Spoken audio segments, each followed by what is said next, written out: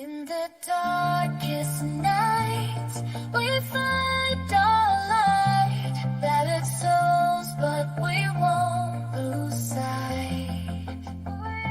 Surviving together, never alone. Through every trial, we carry on. Surviving together, never alone. Through every trial, we carry on. Surviving together, we stand tall. United forever. Strength and courage will overcome. Surviving together, victorious. Never, never alone. Hand in hand, we'll face the unknown. We see you, we hear you, and we believe you.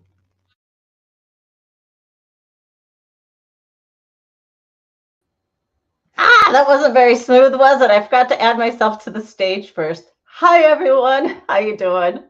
Okay, I've got my laptop over here, but my camera over here. So if I'm doing this number, I just thought this would be a better angle.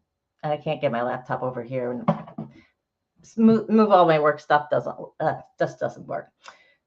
If you don't know where you are, welcome to Surviving Together. We have a wonderful SaaS community here. That is all the people that join us, either in the live chat, lurking, replay crew. We love you all.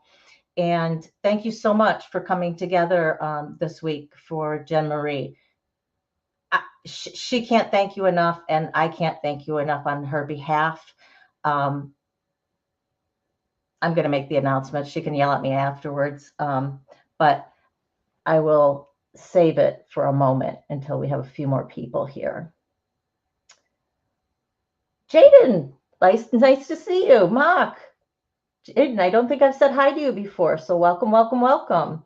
Deidre Gore, welcome. You are going to be like one of my prize students for today with our topic, living your dream, or what is your dream with your big move coming up.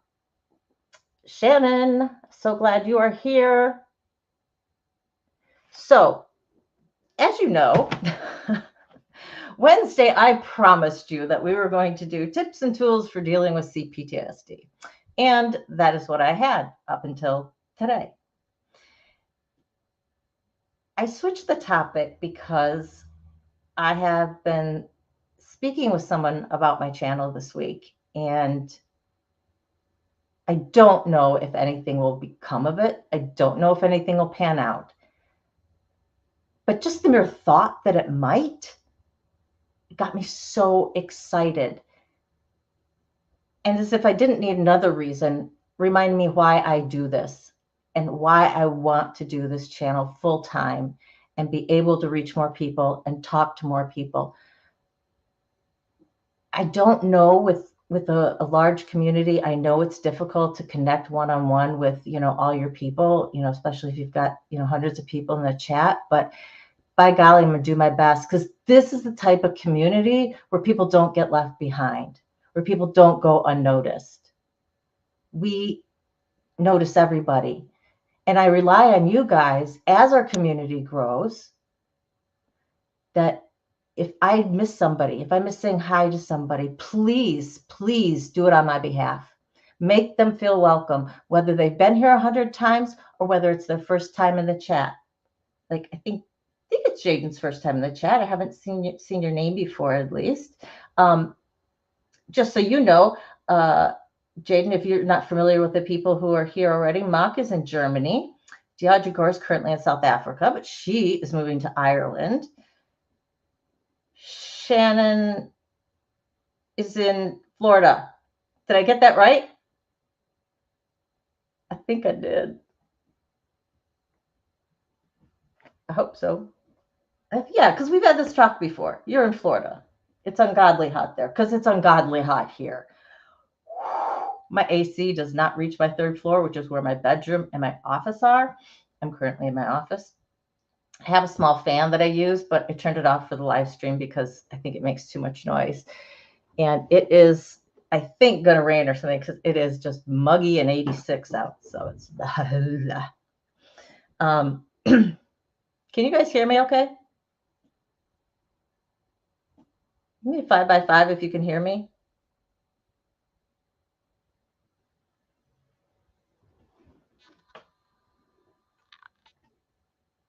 Okay. There was just no activity in the chat. And so I was just wanted to make sure because I've been known to touch this little button on the back and not know it's, blinking at me. So, Crystal, so glad you're here. You can just listen. That's fine.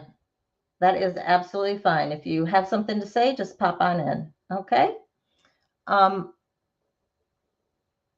So I got so excited. And to be honest, thinking about my parents and we were comparing ages or something and how old their father was. And then I went, mine's 78. Holy moly. That's almost 80. That is almost 80. I could lose him any day. And with Natalie Webster's husband passing, it just drove to the forefront about living your best every day. And I am so guilty of not. I mean, I am the queen of just existing, right? I have a sink full of dishes I should have done today, but I dorked off in the morning and then I went and ran an errand that I needed to do. Thankfully, checked that off the list. So that's a good thing. But came back and dorked off a little bit more instead of getting my laundry started. I have a hard time with motivation. And one of the things that we're definitely going to be talking about is procrastination, motivation, feeling stuck, and CPTSD, because they do go hand in hand. ADHD and CPTSD go hand in hand as well. And I know a bunch of you suffer from that. I'll say habit, because you don't have to suffer. I have a friend who is going to come on the channel for a different reason in the future. But he is a wonderful example of learning to live with ADHD and having it be your superpower and not fighting against it. And whether he realizes it or not, he has taught me so much, because I don't have ADHD in the classic sense, but I do have it in the CPTSD sense that there's just a lot of similarities between it. And I talked to him about, can't get this done and doing this and that and whatever. And he'll reframe it in just a slight, he'll twist it and go, wait a minute. So what you're saying is this and this and this and this. And I was just like, yeah. And that makes more sense. So that makes me feel better, feel calmer. He's absolutely amazing. Absolutely amazing. One of my best friends on this planet. I can't wait until he can come on and share his wisdom with you.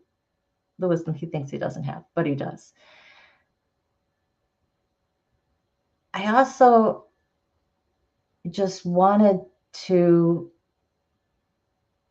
put it in my face again about what my dream is.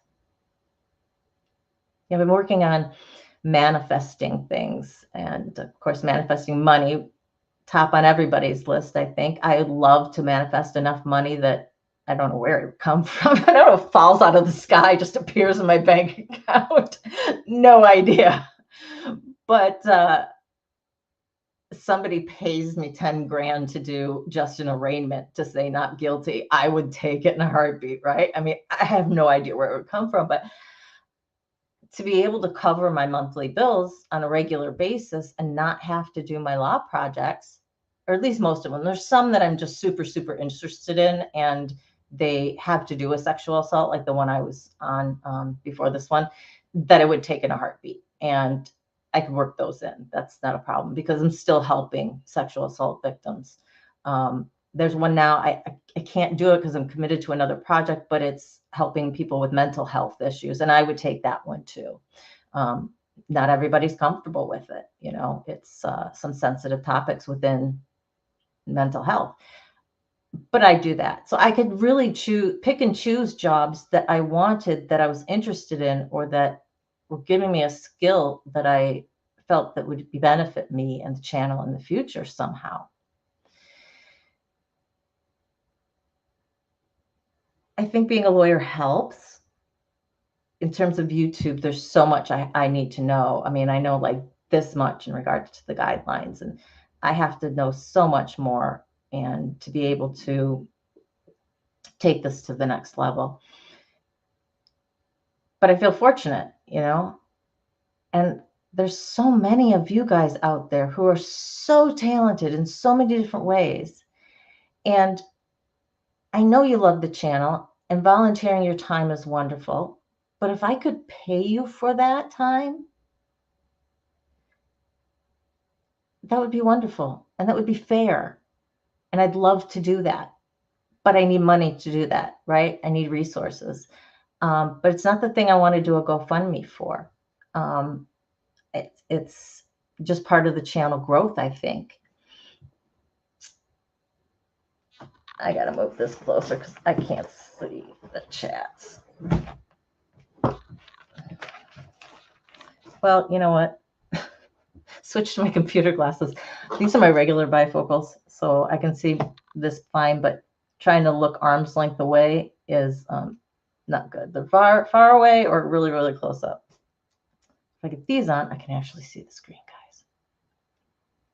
guys.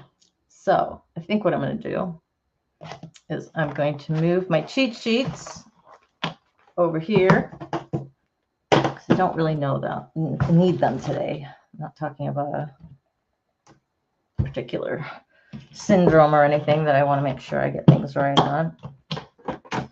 And we're going to pull this all over here.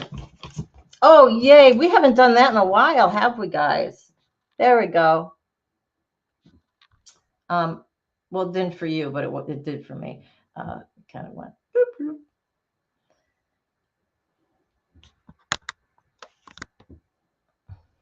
There we go. Now I can see your things. DeAudrey, I completely understand that. I completely understand that. Shannon, you know,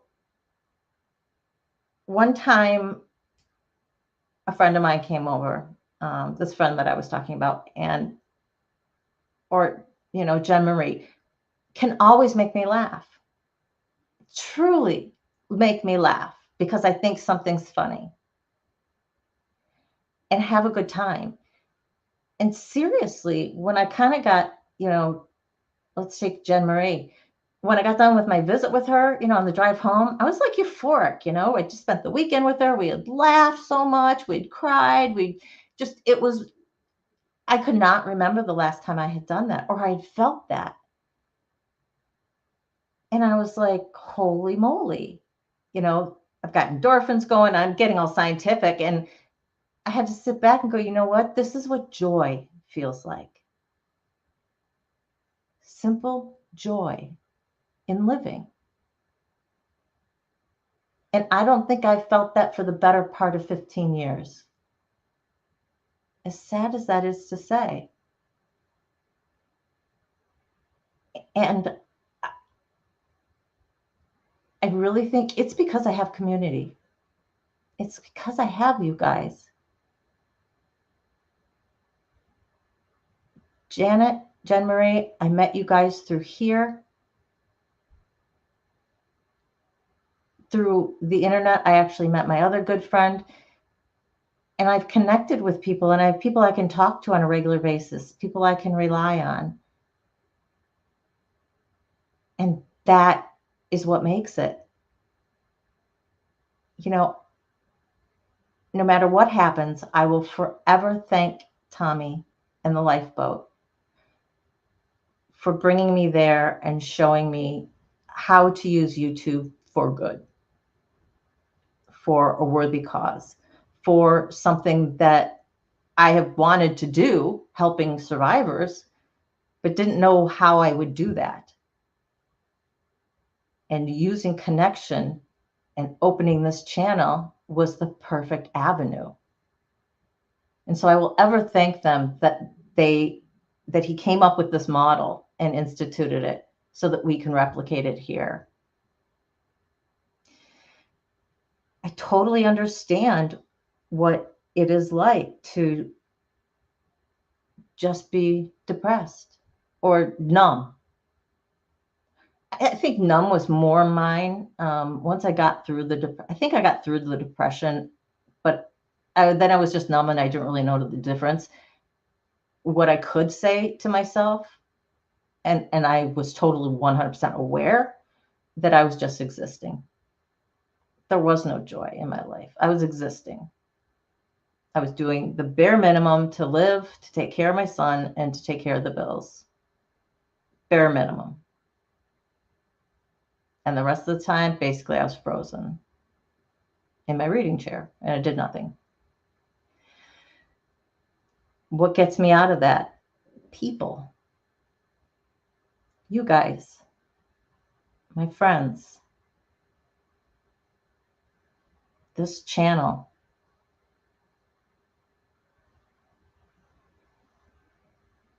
It just...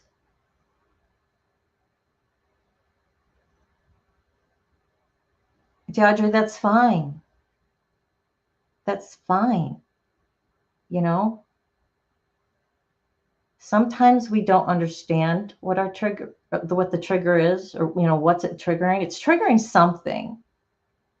But if you're getting a release from it, and you feel okay at the end of it, then I say it was well worth it. If you feel really sad afterwards, and really down, really different, then you seriously need to look at the video again and see if you can identify what the trigger is and identify what that threw you back to. Because I'll guarantee you,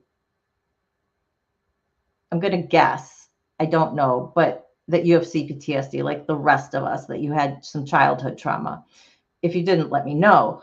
But it threw you back to something, to some feeling that you had as a kid, and you just didn't know it. And so your nervous system went before you even had a conscious thought. And that's what I was talking about with the last live that we did with about CPTSD, because guys, I had been diagnosed with major depressive disorder and anxiety. That's it. Now, to be fair, there aren't a whole lot of therapists that I told about my childhood trauma, or if I did, they weren't dealing with it as a trauma specialist. And I truly believe that if you are going to have therapy, that if you can, to try and get somebody who specializes in trauma therapy, or at least has been through some training courses with it, because the focus is different. The regular behavioral health therapy is kind of like going about your day and, okay, well, where does that come from? How do you deal with that? It's all about dealing with the things that are now. And yeah, you may talk about, before as well, but it's just not the same. At least in my experience, it has not been the same. So I definitely get a trauma therapist. So coming across CPTSD, and I know some people had said that they had it, and I was like, oh, okay. And they say what it stands for. And I'd seen little videos, but I hadn't delved into it at all. And when I went through that one video and 15 signs you have CPTSD, and I can go, yeah, nearly every one of them. It was a major light bulb going off in my head. And so now I'm researching anything and everything I can about CPTSD because it makes so much sense for me and my life. And I know a lot of you guys have it as well. And that's why I was doing several videos on it. However, if you feel I'm doing too much in regards to that and you want to talk about a different subject, please let me know either through email, which is in the description below, or in a comment to one of the videos, because I always read all of the comments. Doesn't matter what video it's you do it on, I get a notification that there's a new comment somewhere. And Manny's Entertainment, I haven't gotten a chance to say hi to you. Deaudrey says you don't think that the CPTSD has caught on in South Africa. That's interesting. I'm not surprised though, because so there's the ICM-11, which is the World Health Organization's DSM, mental health manual. They recognize CPTSD. The United States DSM, I think we're on 5 or 6. I think we're on 5.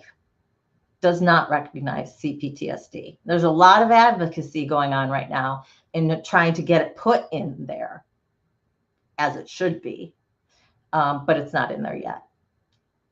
Gut feeling, when they go to the next number, I have a feeling it'll get put in. There's enough people pushing for it and enough people coming forward with their trauma to say, I had this happen to me. I had this happen to me. In the last 20 years, than I think there have been in the last 50 years. And the scandals with the churches have helped, with other organizations, other national, international organizations that have suffered the same sort of sexual abuse scandals, with it coming to light and people being more willing to say, yeah, again, we shine the light on it. We don't have to hide. It's not our fault. There should be no shame. There is no shame. There should be no perceived shame. People should hear about it and go, I'm so sorry that happened to you. What a horrible monster that did this. And it's not looking at you any different than they did 5 seconds ago before you had that reveal. And I know it's a tough subject to bring up for some people. How many people in your relationships, when in that relationship did you reveal it, if you have it all? I always talked about it fairly early because I know it affected me. I just didn't realize how. Now that I know, it's so much easier for me to talk about it, for one, obviously. But then having that diagnosis, that's going to be even easier to say, listen, this is what it is. I have CPTSD. It's not going to be resolved. It's not going to be healed from it tomorrow. If you want in a serious relationship, these are some things you're going to have to deal with. I'm dealing with them, but you got to be okay with it. So these are my quirks, or this is when I need to be left alone, or, that tests how much someone loves you. They're willing to accept everything about you, right? So, Mayonnaise, where in Canada are you? Because we have so many people in Canada. I just am wondering what province.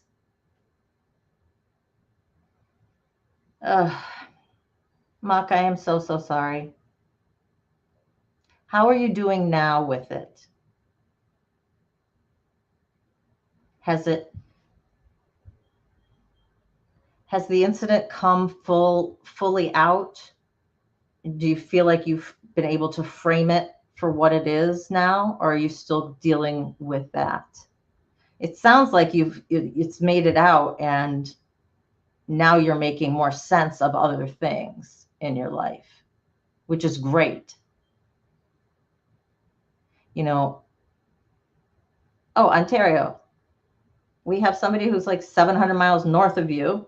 We have someone in Saskatchewan, someone in Alberta. We have a lot of Canadians on this channel. Oh, you're fine with it. And that's okay, Mock. Our abusers, we can forgive them, but we don't ever have to like them. Forgiving is not forgetting.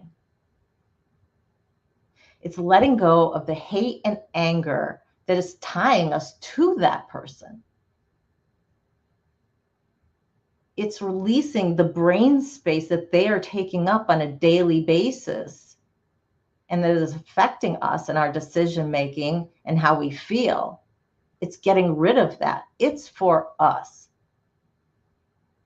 And until I was able to connect it, because I'd heard about that before, right? You know, I lived with an alcoholic for 8 years. You can forgive them for having the disease, you know, but you can still love them. And I couldn't make that split, right? I just couldn't. But when I frame it in terms of the sexual abuse, because for the most part, the sexual abuse itself, the abusers, that's all there for me, you know? So thinking about it in those terms and going, okay, yeah, I've forgiven them in terms of what happened because I don't want to carry that hate anymore.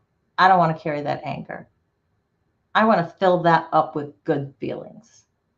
And you can't do that if it's occupied by some bad feelings.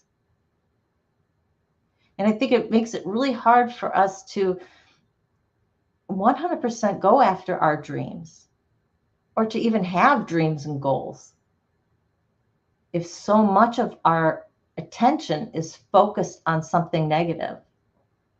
So you could think of anything else in your life that's taking up negative space or taking up space that's something that's negative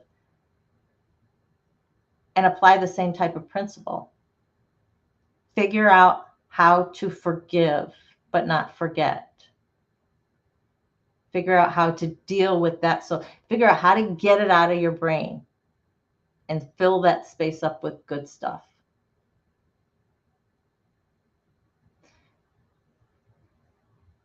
Because when I felt like I was just existing, I knew I wasn't using my brain. There was nothing going on. It was just like flatline. I mean, seriously, if you could have taken my pulse, I feel like it would have been 0. I did this. And this would have been my expression the whole time.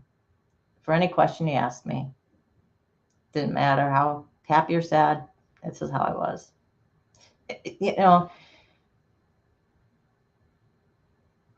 it gets to you after a while. At least it did to me. And I was like, God dang, I'm still doing this. I'm still feeling this. When's it going to be different?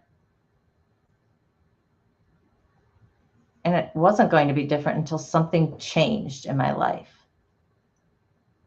And I was so numb and so stuck that I couldn't make an active step.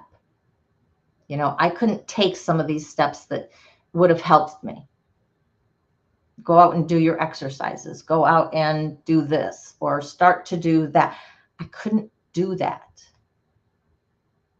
What I could do is watch a YouTube video.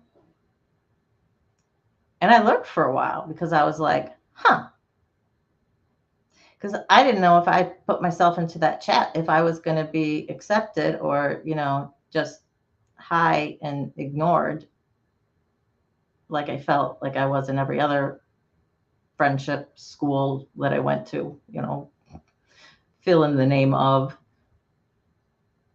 But everybody made me feel so welcome. And when I said something, it was recognized by somebody. Somebody said either, I'm sorry that happened, or congrats, or are you feeling okay? And I felt like people actually cared. And that was the beginning of this healing journey. That was the beginning of hopefully one day being able to manifest my dream of running this channel solely, of not doing the law work that I'm doing now unless I choose to do a project. I still have to figure out how to grow for one, how to grow. And when we do grow, I still want to be able to connect with people. And that's going to need helpers. And I'd love to be able to pay those helpers because it's taking a huge chunk of your time probably to help me, depending on how big we're growing. Because each and every one of those people they come here because they have a shared experience with us. And each and every one of those people need to feel like they matter because they do. So I feel that my wrenches probably will start there. Are going to have the assignment not only of kicking the mean people out, but of watching the chat and making sure that when somebody says something that they're recognized. If I'm not doing it, if somebody else since in the chat isn't doing it, that's going to be one of the jobs, to keep that connection going, to keep people. And if everybody is doing that for everybody, it doesn't matter if we have 500 people in the chat, everyone's going to feel that connection. And that's what the SAS community is about. It is about taking care of our own.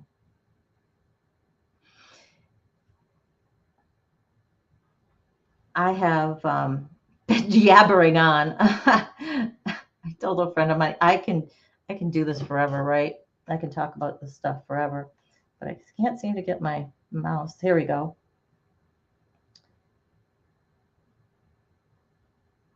Oh, Rick. I'm so sorry. I'm so sorry. Bad things can happen in any place and with any type of people. That is true. Mark, I'm glad you've been able to kind of make sense of it and to put it in perspective. That's, that's really important. And that you can make a time limit of your life make sense, right? The first time I was abused, I still don't remember much of it. It's very patchy. But I was probably in my early 20s before I realized that's why I don't like stuff in my face. Like, keep your face like here, unless you're kissing me. I don't, don't cover my face, don't put your hands on, even doing it to myself. I'm like, that's where it came from. And I never knew why. People are always like, that's so weird. And I'm like, I don't know what to tell you, but get out of my face. It's like, don't dangle stuff in my face. I hate that. Yeah, boundaries are extremely important. And it's extremely important to know what your boundaries are and to enforce your boundaries. Us survivors are notorious at not enforcing our boundaries. Whether it's just letting them get pushed a little bit farther and a little bit farther, or letting ourselves be doormats. We're notorious at doing it. And so part of surviving, part of this network, this community, is hopefully to give you the strength to say, this is my boundary. And it may be weird to you, but it's not weird to me. And I know 4 other people in this community who have weirder boundaries than that. Being accepted is so important because we're all different in different ways. Some of us show it and some of us don't. Some of us mask pretty hard and just put one face forward and keep a lot of the stuff buried until you really get to know us. Some of us, I just have it all out there. That's me. It breaks my heart more than often, but it's who I am, It's just who I am. Oh, Shannon, I appreciate that. I appreciate that. And as we get going, I will definitely take you up on that. For now, it's just, if you're in the live and you see somebody saying something, it's a comment, and I don't recognize it, because sometimes I get talking and the comments go by me. Just recognize them. Give them the validation. They took the step to put something out here. And we need to make sure that we're recognizing that. That's my dream with this channel.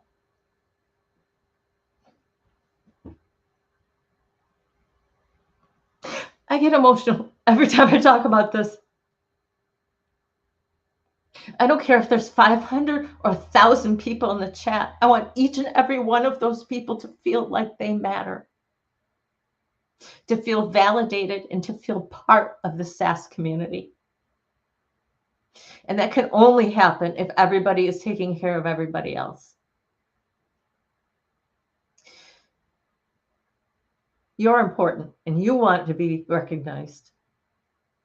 And you want your comments to know that somebody, has taken them and has read them. Do that for somebody else. I want people to know that they can come here. Oh my gosh, have you heard about Surviving Together? Have you heard about the SAS community? It doesn't matter how many people are there. You feel so welcome. Anybody is welcome. The people with significant trauma, with sexual abuse past, are going to find other people here who have been through the same experience. And whether you talk about that experience or not, the effects from that experience are really the same. They manifest themselves a little bit differently, different people, different objects, whatever, but it's all the same. And that's why we can connect so well. That's why we get it.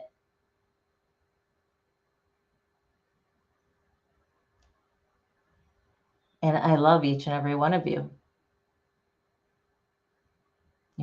Seeing a new face, Jaden, that's wonderful. Mayonnaise. I've seen you before in the lifeboat, but I have not seen you here. Rick, I am so glad you are here. I didn't say that. Now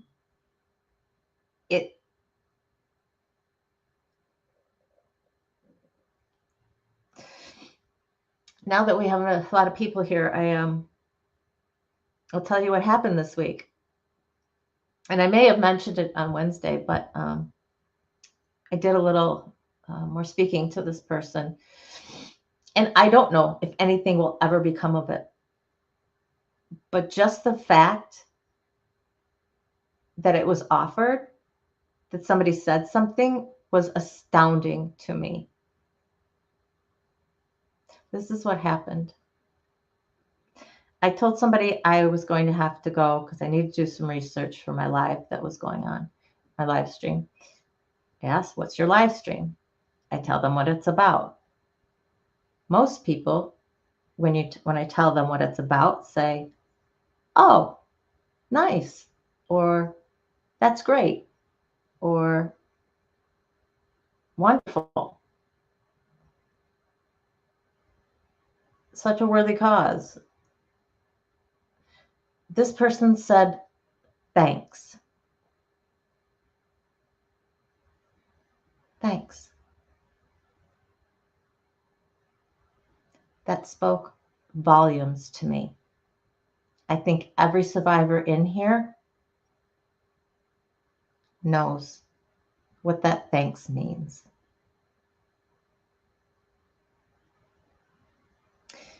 And then he offered to sponsor the channel.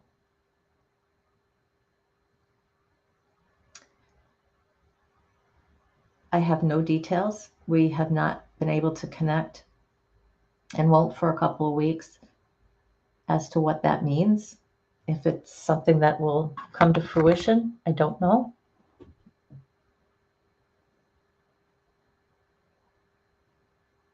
But then he thanked me for doing this and for having the space for you, for us. This person is coming at this from a different angle than Most. And I thank the heavens that there are people out there like that. If this comes true, I have no idea what it'll mean for the channel, what it'll mean for me, because I have no details. Don't know exactly what we're talking about, you know? But that's a next step in growing the channel, in allowing me the freedom to not do my law job, possibly. You know, that's how it's going to happen. To have a community fund that we can dip into if some of our members are in trouble. Now, I know the Lifeboat didn't want to do this. They focused on medical assisted treatment. And when you grow big, it's very easy for people to, you know, abuse that system. Oh, free money. I just need to say I'm in need. No. This would be very tightly locked down. And you would be interviewed heavily before anything would go out the door. But I asked you earlier this week to come together and help Jen Marie. She's on the verge of eviction. I will put the link to her GoFundMe in this video. It is in the community post, though. I made a short video on it, and there's a written community post that has her GoFundMe as well. She is facing eviction and repossession of her car. So far, as of last night, she was able to pay off her car. It is no longer in repossession. And that was only possible through you guys.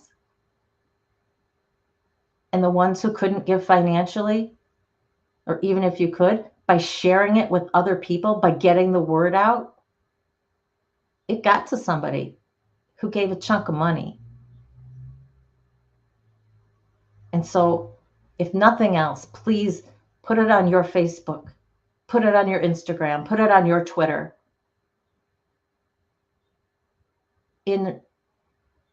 I think we need like 8,000, 7,000 now. It's not that huge of a number when we get lots of people. $5, $2, it all adds up. But the word has to get out there. It can't be like just our community or just somebody else's channel. I think most of those people have donor fatigue. There's just been a lot of things people have been donating to lately.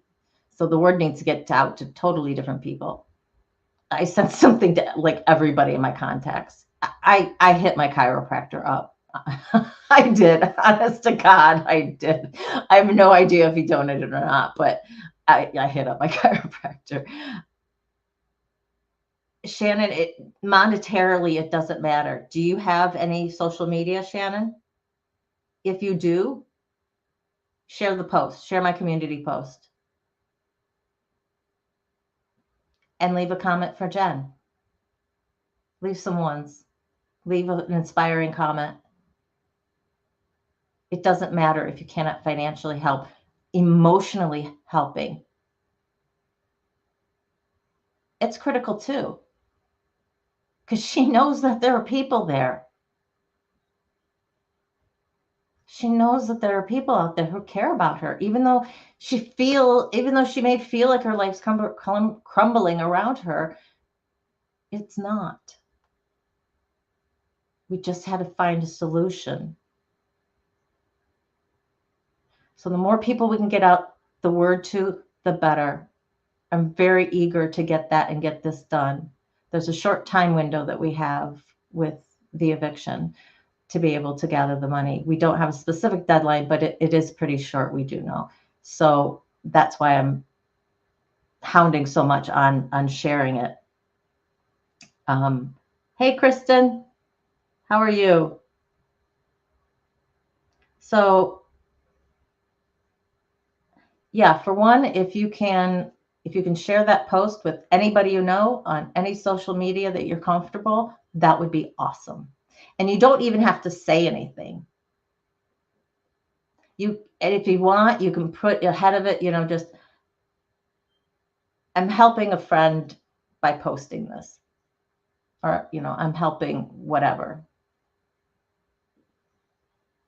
It's legit.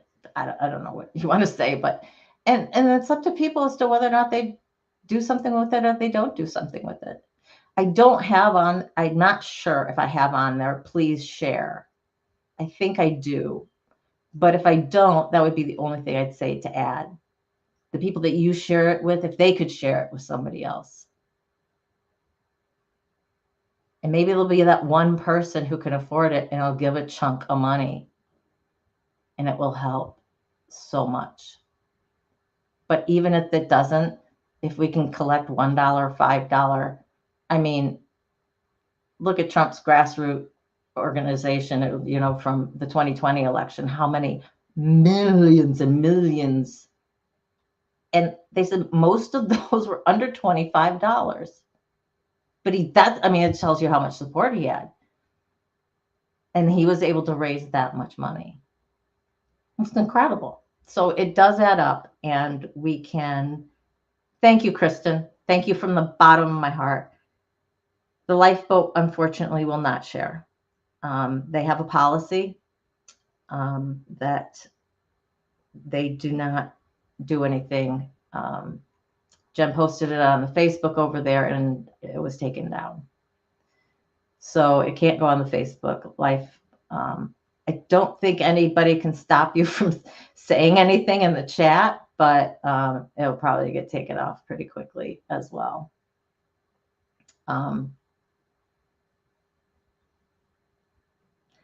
You probably could say, hey, see the community post at, whatever. That would probably be acceptable.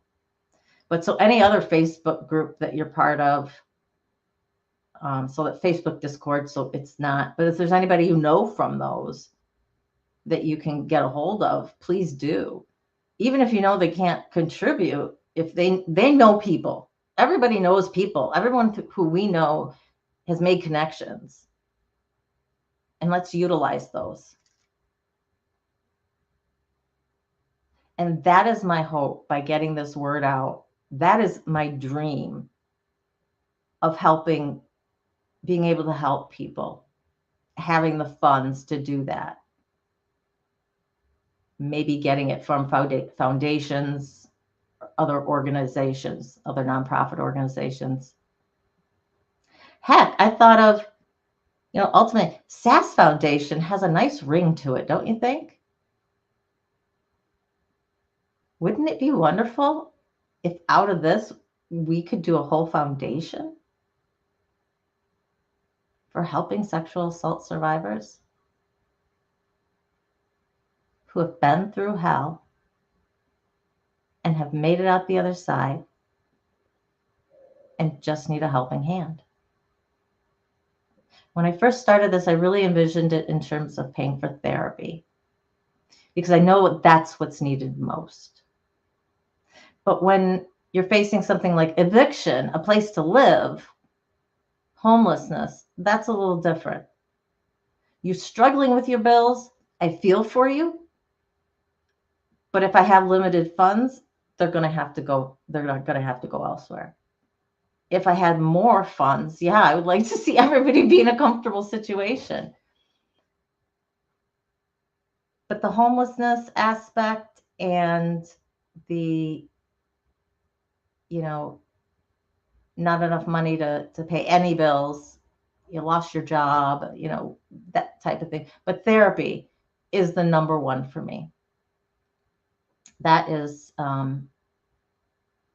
paying for people's therapy. So we would pay them directly when you go. So we know that the money's not being wasted and you're getting the help you need. And hopefully we would be able to hook up with different trauma specialists, who are in your area or close to your area. Maybe you have to drive an hour. That would suck. But if we can find at least somebody, in the area, that's my dream. And I think the SAS Foundation is quickly becoming part of that dream. It's still way out there. It's something that is like, maybe one of the end goals. Um, yeah, hurricanes. I mean, you lose everything because of that. Or, people need money, because they've literally lost everything. Or maybe it's shipping a box of clothes, things of that nature. Or giving to whatever local organization is actually being effective down there. And only you guys who are in it and have lost stuff can tell us who's the best organization to give money to, who's actually helping out there, and connecting up like that. I think our goal right now, Shannon, is about $8,000.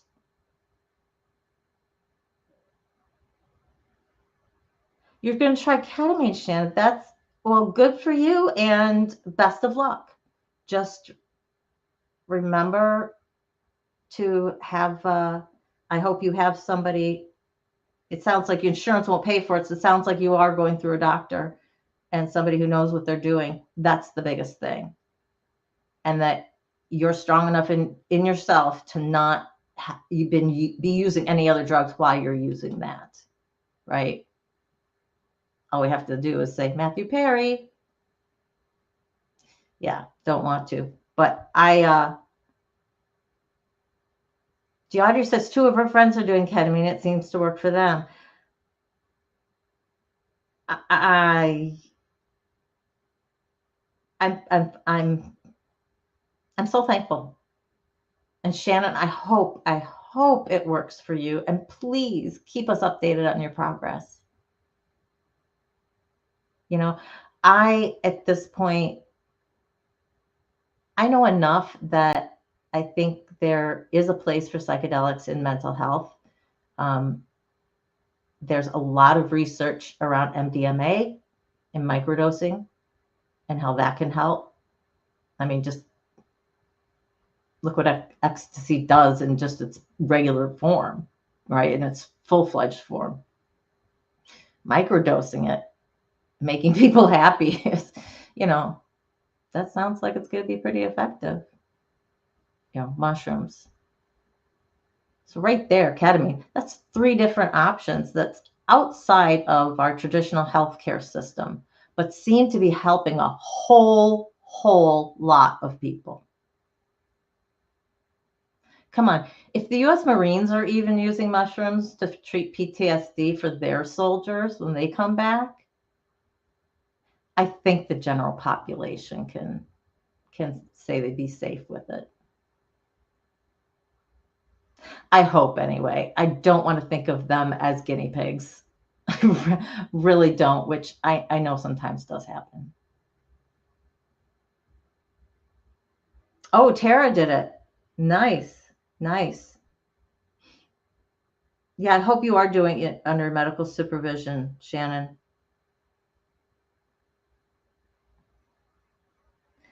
So, I have been speaking a lot about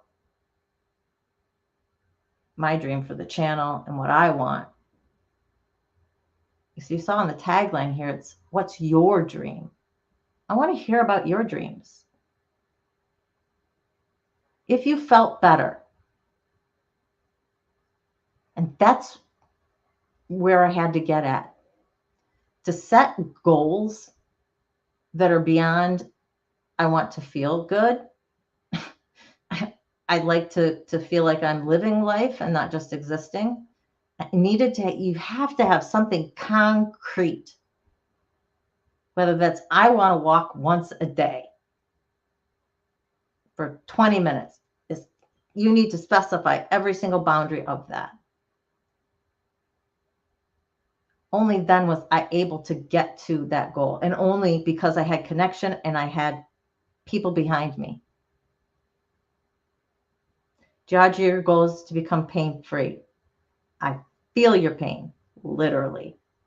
I've lived with chronic pain for over 20 years. I had back surgery because I herniated a disc. They took out the part of the disc. They took out the herniated part. Unfortunately, my body grows scar tissue like nobody's business. So the entire area just filled up with scar tissue. And there's a particular muscle deep in your butt. And if that gets irritated and swells up and inflames, it pushes on the scar tissue, which then pushes directly on my sciatic nerve. And I have pain all the way from my lower back to my tippy toe. So I 100% feel you people who have pain. And I believe there is an answer out there. First off, has the source of your pain been diagnosed? Right? That's your first goal. If it isn't, where is your pain coming from? Because you really can't fix it unless you know the source. It's the same with our sexual abuse, with our CPTSD. You can't fix what you're feeling now unless you can heal what caused it. Because otherwise it's putting a Band-Aid over an open wound. And I never got that until I started this journey. And I 100% am on this journey with you, because I learn so much each and every time I do research on topics, and each and every time I talk to you guys, because everyone's got a little bit different of an opinion. But I know walking helps. I used to be on Lyrica 3 times a day. I'm down to 2. I think if I was walking regularly, I could get it down to 1. If I was not doing the job that I'm doing, which requires me to sit for 8-9 hours in my chair, I could probably get off of it. Another reason I would love to run the foundation, or run this channel full time, because I wouldn't have to be sitting in this chair all the time. I could work from here. I could go down in the kitchen and work. I could stand up. I get a standing desk, the ones that go up and down, and because it's hard, even with timers. So you set the timer. Okay, every 20 minutes, I have to look up, roll my neck, and walk from here to the end of the hallway or something. And yeah, that helps if I can do it every 20 minutes. But sometimes in the middle of something, and it's like, okay, I'll do it. And then I haven't. And I didn't reset the timer, and it's just hard. It's hard to fit that kind of thing in, where it's just constant having to do something else that is away from the focus, of your job, of where 8 hours needs to be.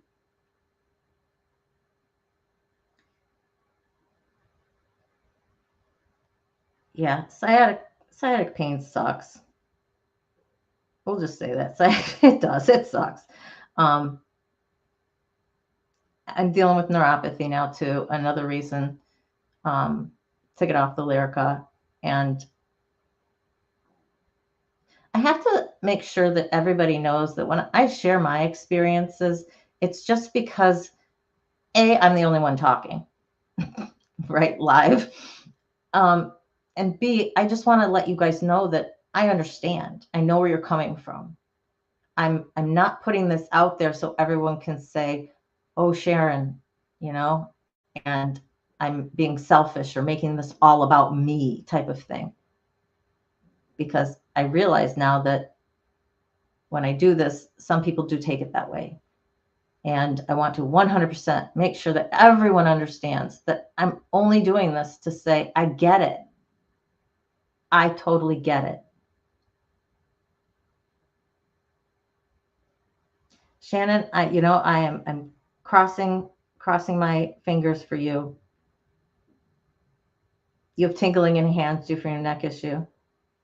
I have started, I guess it's in my shoulder. I have a friend who needs to come look at it. I did have surgery. Was it on this one or this one? I can't even remember now.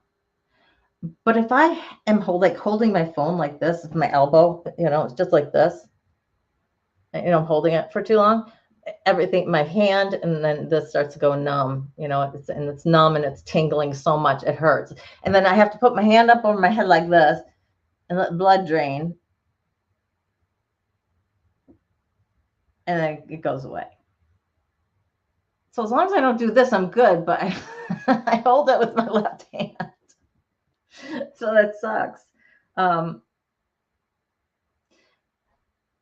I've been on Lyrica for 20 years. It's pregabalin is the other name for it. I've been on it for the better part of 20 years on pretty much the highest dose you can, as many times as you can. And if I knew now what I didn't know then, right? There are ways to break up the scar tissue without going in. We can't do surgery, because if we do surgery to take it out, there's only going to be more that is going to grow. So that's not an option. But immediately afterwards, there are things that I probably could do to break it up at least, so it wouldn't be always be pushing on that nerve if the piriformis, got tight. So we know so much more now. And that, again, connection. You want to use this space to say, guys, these are the pain things that I have. Somebody else might go, I had that too, and this works. If you're having trouble curbing the pain, or taming it, bring it out. If we want to talk about something on this channel, if somebody else wants to come on and talk about it and say, okay, well, we're going to talk about, this. Like, I know my other keeper has, like, they've done the fibromyalgia, I think. And it's not going to be my focus, and it's not something that I would do every week, but once in a while, because chronic pain is something that most survivors have. Anybody remember the ACEs study video that I did? Bad childhood, bad health later on in life. The connection is undeniable. The research is there. Depending on how many ACEs you have, is going to predict the possibility, how high the possibility is of X, Y, or Z health problems. And chronic pain is definitely up there.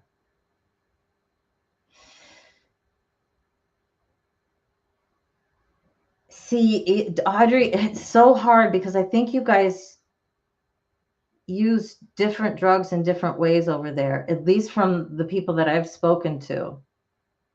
It'll be interesting when you go to Ireland and see doctors there and see if they have anything different to say.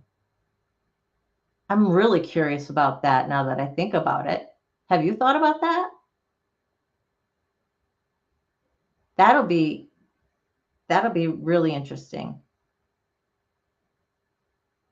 George, you have fibro. Okay. Yeah. I wonder what the Irish doctors will do about fibro. Definitely find yourself a doctor who knows about fibro, specializes in fibro, of the nervous system or something like that. How many weeks until you move now, Audrey? You got to be coming up on it. I know I've asked you this like 1,000 times.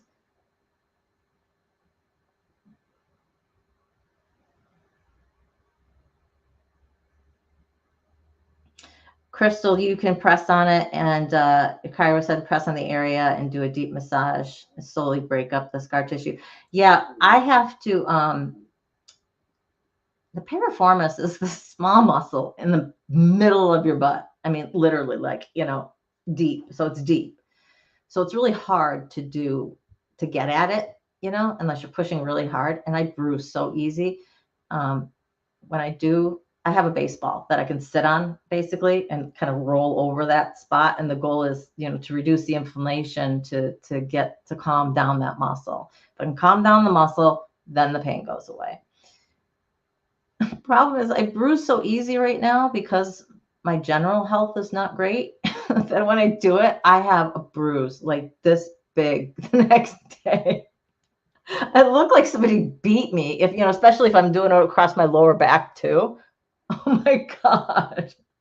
I looked like somebody had beaten me up. It was just kind of hilarious.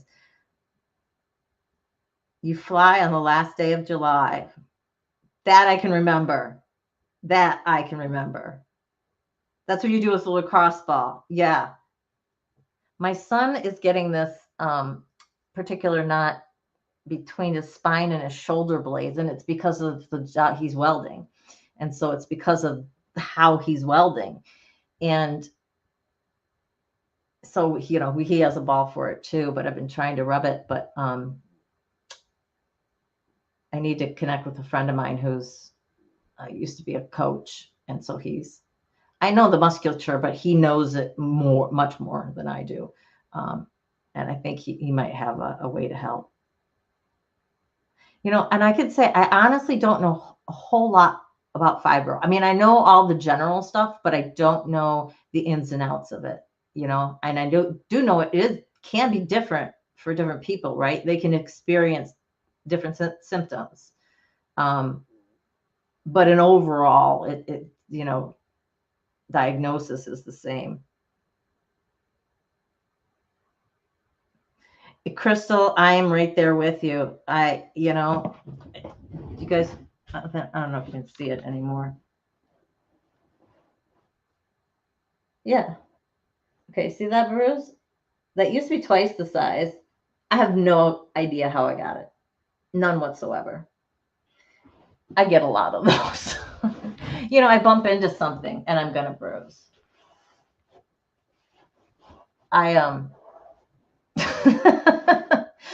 As most of you know, I had embarked on a dating foray about a year ago, and I still dabble every once in a while.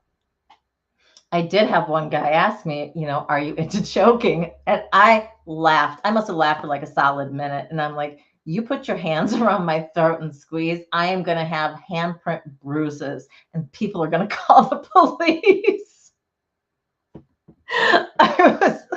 I was like, oh my God, my son would freak out. So would my parents. And I didn't want to explain where it actually came from, right? So that's a hard no.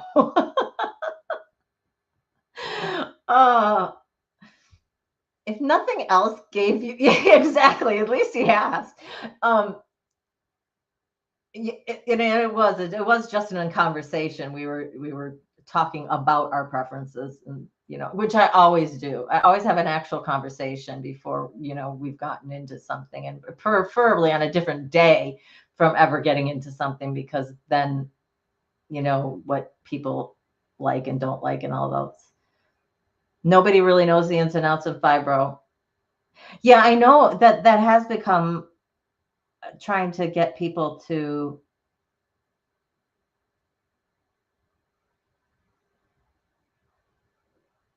Jadria, that makes so much freaking sense. Oh my gosh. I think you just pinpointed it. At least for the ones who have childhood trauma. If you have not dealt with those open wounds, those wounds hurt. And if we're not actively dealing with them, they still come out some way. And one of the ways it can come out is that it can manifest itself physically. So to say it's a disease that's in your head, yes and no. But that may be it. That may be focus for 6 months on healing all of that CPTSD, on healing all those open wounds, and see what happens physically. Every single one of you who has fibro out there, if you can at all, I want you to try and focus at least on one thing that you need to heal. Try and heal that. See if it makes a difference in your body.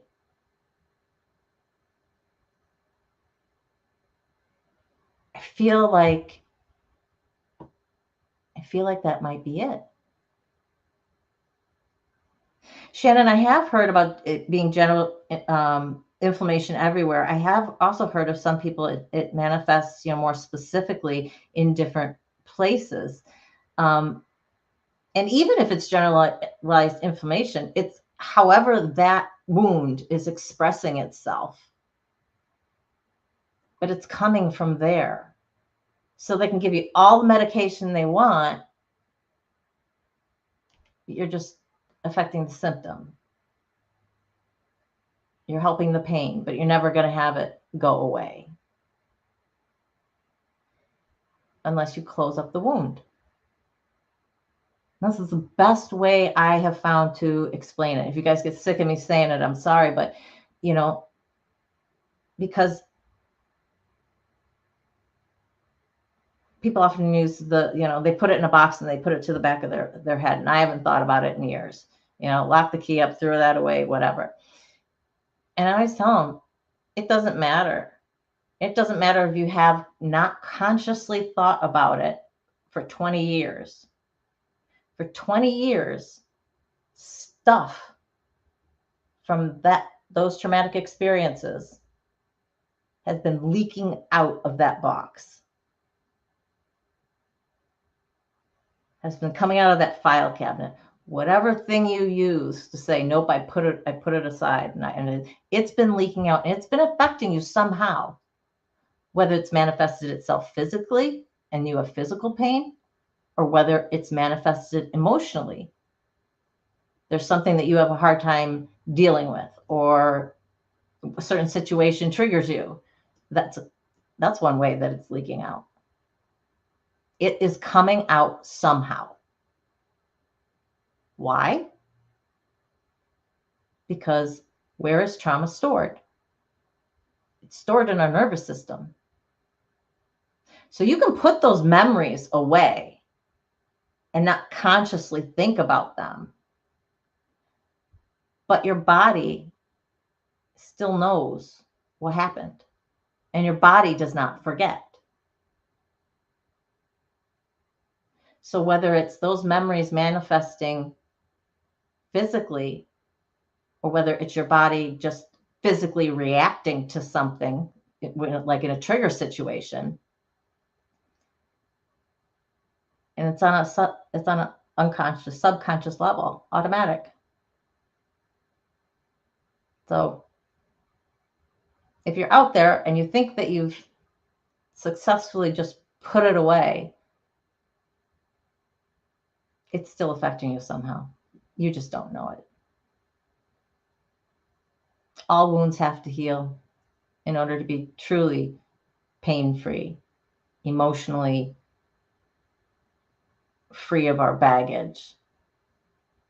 And I think that means you're like the Dalai Lama or something, right? I mean, that's nobody's ever gonna, release everything, but we try as much as we can. And the more I learn about, yeah, Deidre, exactly. Yes. Constantly being, that hypervigilance, always checking for something, always making sure that we're not going to, do something. That's that fight or flight, always having that activated, it wears your body down. There's a book, and I forget how to say his name. Somebody in here probably knows it, but the book is The Body Keeps the Score. I encourage each and every one of you to read it, because it talks about how everything that we do is stored in our body, in our nervous system, and how it affects it over time. And it doesn't matter what your brain, your conscious brain does with memories or things like that. Your body always remembers. And see, I knew somebody'd know it. There you go. Basil van der Kolk.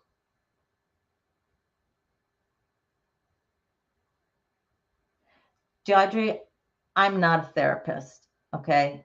And I always tell you guys, walk away if it's too much. But when you get to that point in the book that you think is too much, or that it, is making you cry,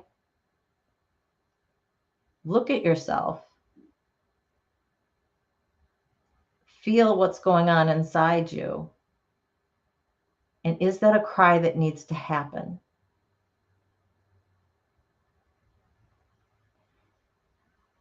I had a certain situation, I guess several, but so one of my childhood abuses was child on child. It was not recognized.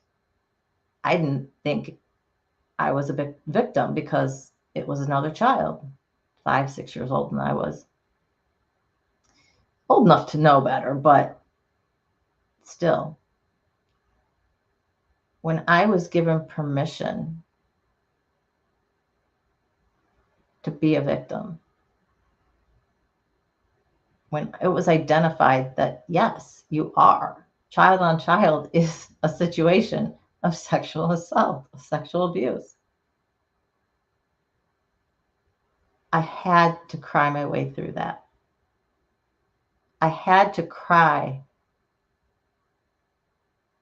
for my 6-year-old child inside me, for the pain that she suffered.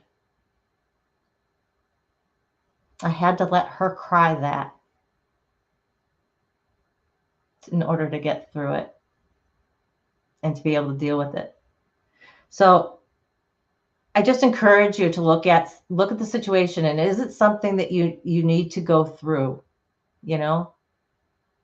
You'll know, I think, whether it's a situation I'm too triggered and I'm too and the crying's on this level versus, I don't know, maybe you won't, but I do. It's like crying up here on in my head, or am I crying from my heart? Those deep cries that are just the cathartic ones. So see where the cry comes from. In my experience, the ones that are coming from the heart are ones that have to happen. You're healing your inner child through doing that. You're letting them express all the pain and letting them be a new person. That's just with me. Shannon, yep, we're all visiting and we're all getting massages. That would be great.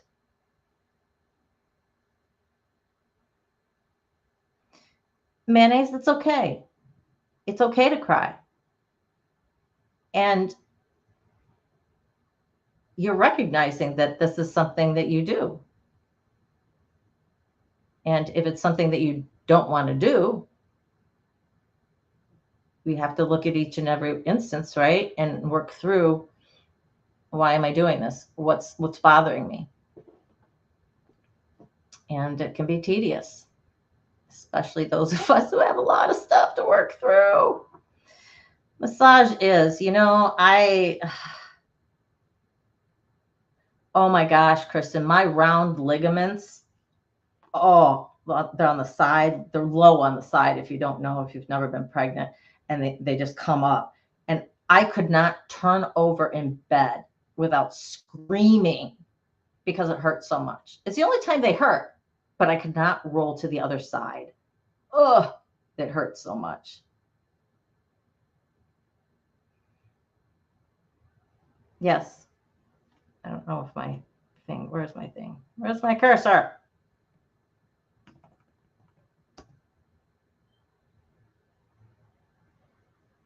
There you go. No. Mayonnaise, you never have too much. It feels like too much to deal with. And it can feel overwhelming. What I want you to know on a conscious level is it is fixable. I'm living proof that you can go, I'm overwhelmed, I can't do anything, I'm stuck. But I know this is fixable. I don't know how right now. Or, yeah, I don't know how right now. I don't know where to start. I don't know what to do.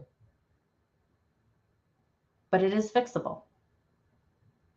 So start relying on us if that's what you need. You know, make the connections here. I know people talk outside of here, whether it's on your Facebook Discord or on Facebook or whatever. That's what I want. I want people, you know, even if I'm doing this every day, I want people to be able to make friendships outside of this. I have. And it's wonderful. I've met so many great people. Kristen, I'm coming to visit, by the way. I don't know when, but I'll be there. I just, you know, want to go. So Kristen's one that I want to see. If you know, we've been she's been here since the beginning, and those ones are for Manny's and anybody else that needs them, guys. Anybody else who needs them gets those ones.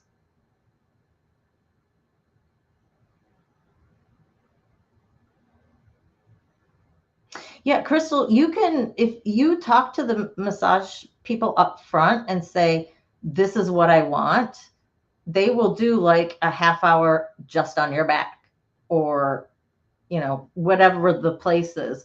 You know, like I used to get just my legs done when I was competing a lot because my legs were so sore up into my butt. I used to get just that done because that's where my muscle tension was, and that's where the knots needed to be worked out. So yeah, absolutely. They would, I 100% believe that they would make a,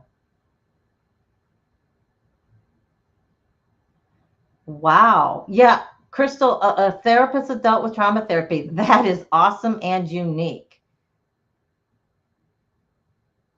And I bet if you talk to that person up front and say, listen, I've got an issue with this. Can we, you don't even have to say that. You can just, I need a massage only in this area. And then can you, if it's someplace you can massage for an hour, great. If not, you know, just do half hour, 45 minutes, whatever it is. Talk to them up front. I 100% guarantee you they will accommodate. And if they don't, they suck. Just saying. Up there, it's all full body regardless of how long. Have you asked them? Have you talked to them? I bet if you talk to that individual therapist, that especially with one who's dealt with trauma, I don't think that they'd be mandated to do your whole body.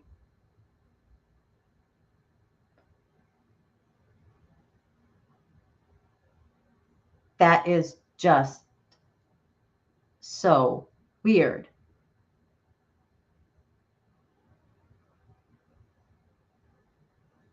Well, ask them to start on whatever area you want it done, and then you can disappear. You can tell them that up front. If you have to do my whole body, do this area first, and then bye-bye. But yeah, massages can be very expensive here. I think we're looking at 75 to 100 for an hour. And it depends on who you go to and whether or not you're going through like a salon or it's just somebody that you know who does it. That could be as low as I think 45 or something for a half hour, at least around here. But it's very much a luxury, even for us. My insurance doesn't cover it, not even for my old insurance covered it if the massage therapist was also a doctor, because then it fell under medical. Do you know how many massage therapists are actually doctors who are practicing massage? Not very many. We were able to get around it by having a massage therapist who was supervised by a doctor, because they had a massage therapist that worked with the practice, you know, so the practice sent people over to this person to meet. Great referral patients built in, you know. That's about what it is for you too, 75 to 100, Kristen. Yeah. Well, what scares you about it, Mayonnaise? What scares you? Oh, oh, therapy. You were talking about massage. And I was thinking that.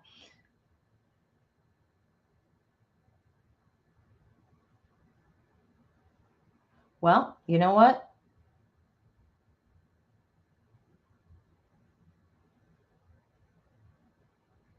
If it's right, if it's talk therapy, and Kristen's going to know better than I, but that's one of the first things that you say to them. I'm really scared to be here. Listen, oh, that's his business. I can't say it. I need to ask permission, but I get it. Let's just put it that way. I get it. An experience with someone, and I get it. Um, but yeah, that's the first thing that you would say to them. You would definitely want to make sure that you have somebody who specializes in trauma therapy because they're going to know how to handle it then. I'm sure you're not the first patient. You wouldn't be the first patient to come in and say, I'm scared to death to be here. And you probably wouldn't be the first patient if you walked out after 15 minutes or 5.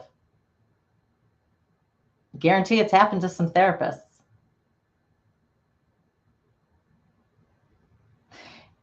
It's a valid, Mayonnaise, it's a valid thing, but here's the thing, you may not. And that's okay. You look for another one because your personalities do need to click.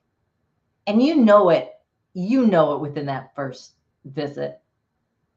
You know if something's really going smooth or if you're not liking how this person's talking to you, or maybe there's just a general vibe, whatever. Oh, I always cry in therapy. My gosh. I sit down and I'm crying. They just hand me the box of tissues now. I bring my own because the ones they have there are so thin. They're crappy. I just bring mine.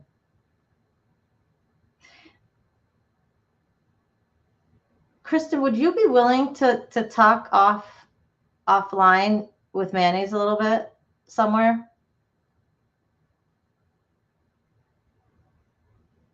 Um, I feel like you would be the best person to address this concern.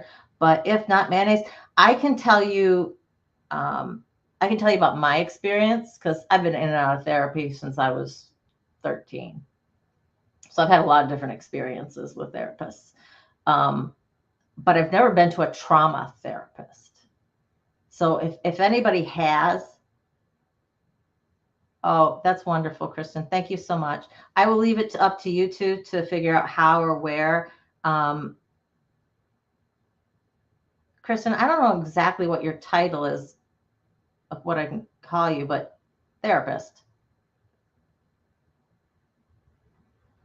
Facebook Messenger. Okay. Yeah. Connect that way, man, as if you want. All right. Only if you want. You can always email me as well at surviving together sass sass at gmail.com. And I can always talk to you about my experience. But Kristen knows the ins and outs more. She is definitely the person to go to. Oh, Deaudrey, I've been to Al-Anon meetings. Yep, been to a lot of Al-Anon meetings. My son's father is an alcoholic, and 8 years with that. And yep, yep.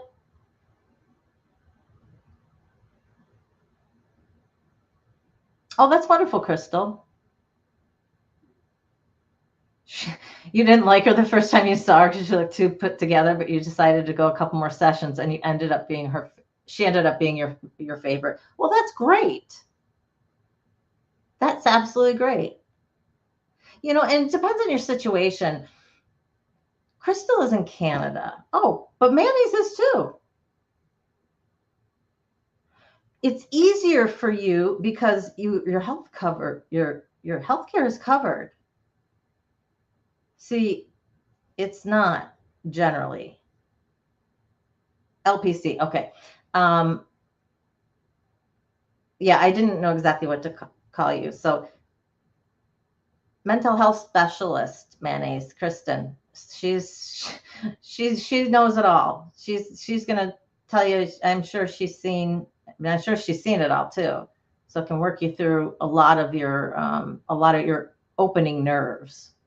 And anybody here, I'm sure, is more than willing to speak to you about their experiences. And yeah, if it's somebody you feel that you could give a second chance to, if it's something surface, like, oh, she's too put together, or I don't like her perfume. Could you not wear that next time? It's too much for me. Don't be afraid to ask stuff like that. I'm very sensitive to smells, and it will give me a migraine. So if I go in and the person has heavily Febreze their office, or has a candle that's particularly strong going, I ask them, could you please open a window and air this out? Don't do that before I come. Put the candle out. Don't wear. And these are things that a good therapist should be willing to do. They should be willing to adjust their environment within reason to accommodate you. And something like that, very simple to fix. They can relight it when I, relight the candle, or close the windows after I leave. They can reapply their perfume. It's not a horrible ask.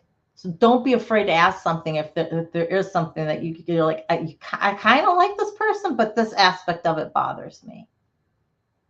See if they're willing to work with you. I definitely say that. Long wait list for mental health for you, Crystal? Yeah. I tried to get ADD testing or ADHD testing for my son, and there was a year wait. The first time it was 15 months, and then it was a year.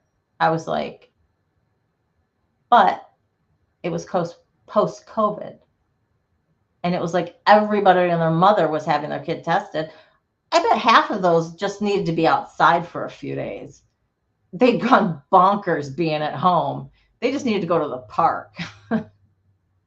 It's like, do they have ADHD? No, they just have cabin fever. You've all been on Zoom. Yeah, that's what I started doing with mine, because I noticed for me, when I was not agoraphobic, but I really didn't want to leave the house. If I didn't have to, I did not. I was in a bad place. I did not want to have to interact with people. And once my doctor decided to do Zoom sessions with me, wow, so much better. And that was my regular doctor. If it wasn't something where she wanted to touch me physically, if it was like just a med check, or, they also do mental health check-ins with me that way, I could do it on Zoom, and I attended every time. And it also cut down like an hour and a half out of my day that I would have spent driving back and forth and waiting in the waiting room, waiting in the exam room. It takes a chunk out of the day, right? So we're pushing for more things like arraignments here to be done Zoom, so we don't have to go in.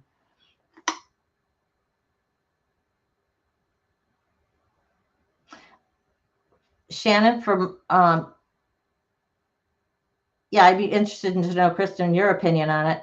From the research that I did when I was doing the PTSD versus CPTSD, that there's not a lot of research with CPTSD in general. There's a ton more from PTSD because it's been recognized for so long. And at least for that, it has been very effective. I've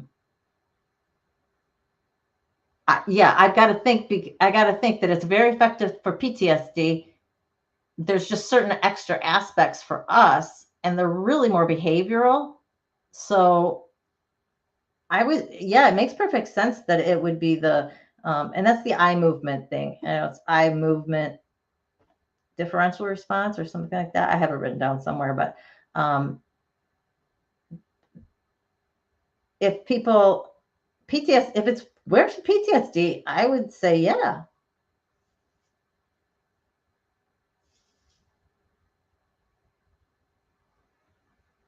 Yeah, and I wonder if it's the type of thing you've got to do it like half a dozen times before it becomes effective.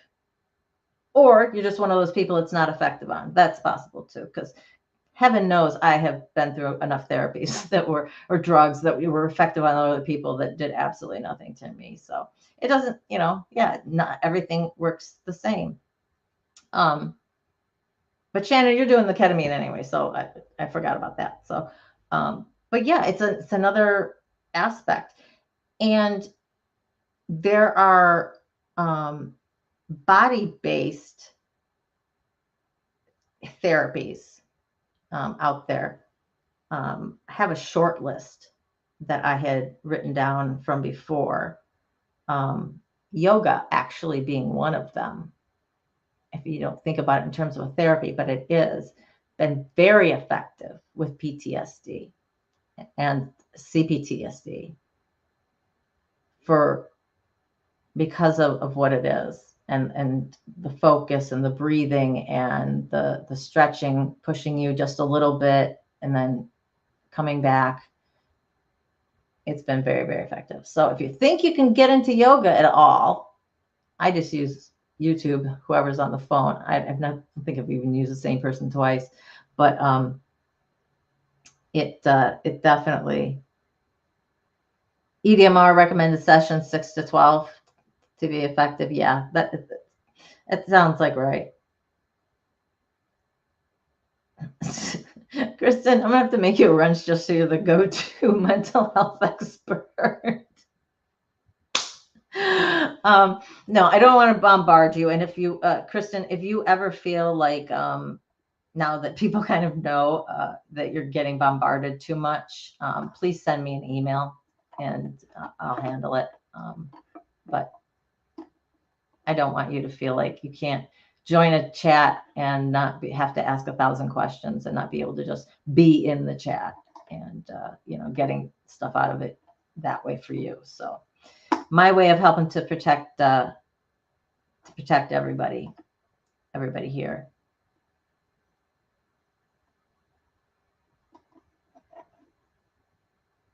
Mock has a nice area where you can go outside and not run into too many people. You don't like having a lot of people around. Yeah, I found myself, once I had my mental breakdown, I found myself not wanting to be around people very much.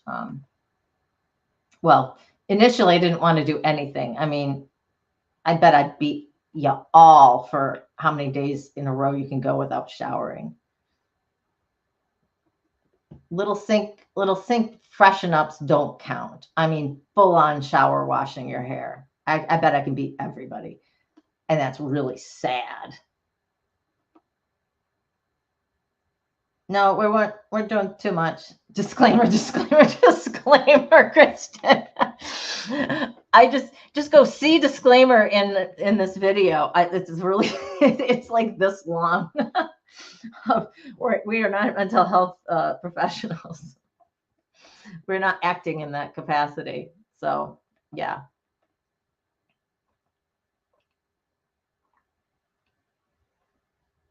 Yep. It's opinion only. Don't take it as gospel. It's just an opinion from somebody who's seen a little bit more. And some of us will give you our opinion from the experiences that we have had, and it may be different because, especially with people being in different countries, this is so interesting to me because I learned so much. Different people, they handle it differently, or they've got different therapies that have caught on in one area of the world but haven't really caught on in the US. Typical. So that is one of the wonderful things about being multinational and having people from anywhere be able to be a part of this channel, is we just learn so much in general from each other. It's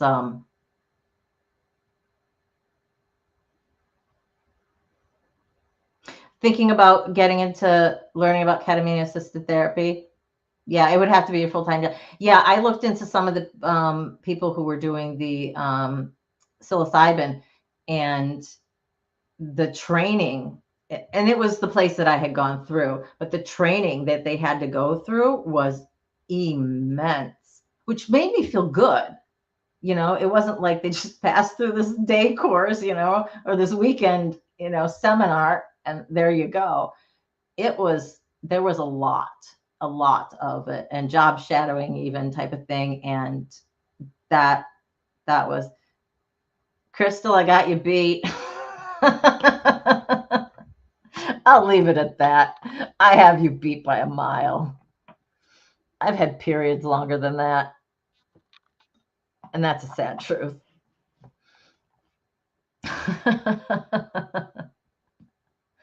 Yeah, I didn't learn about dry shampoo for quite a while after I had my breakdown, and that was a savior on more than one occasion.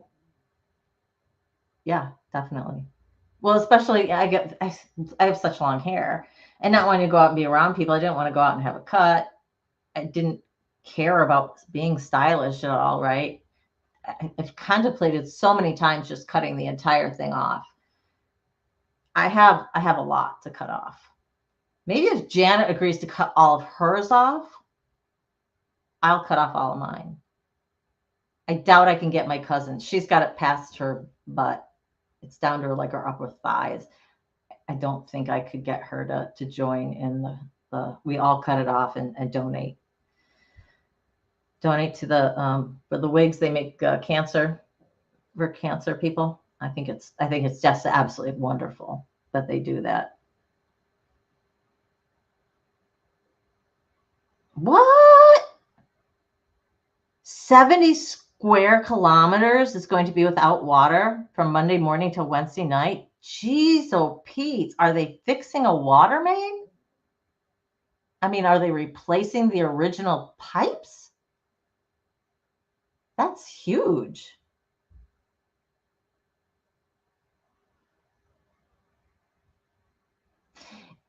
Yes, and Shannon, it's important that you bring that up with, with some of these, the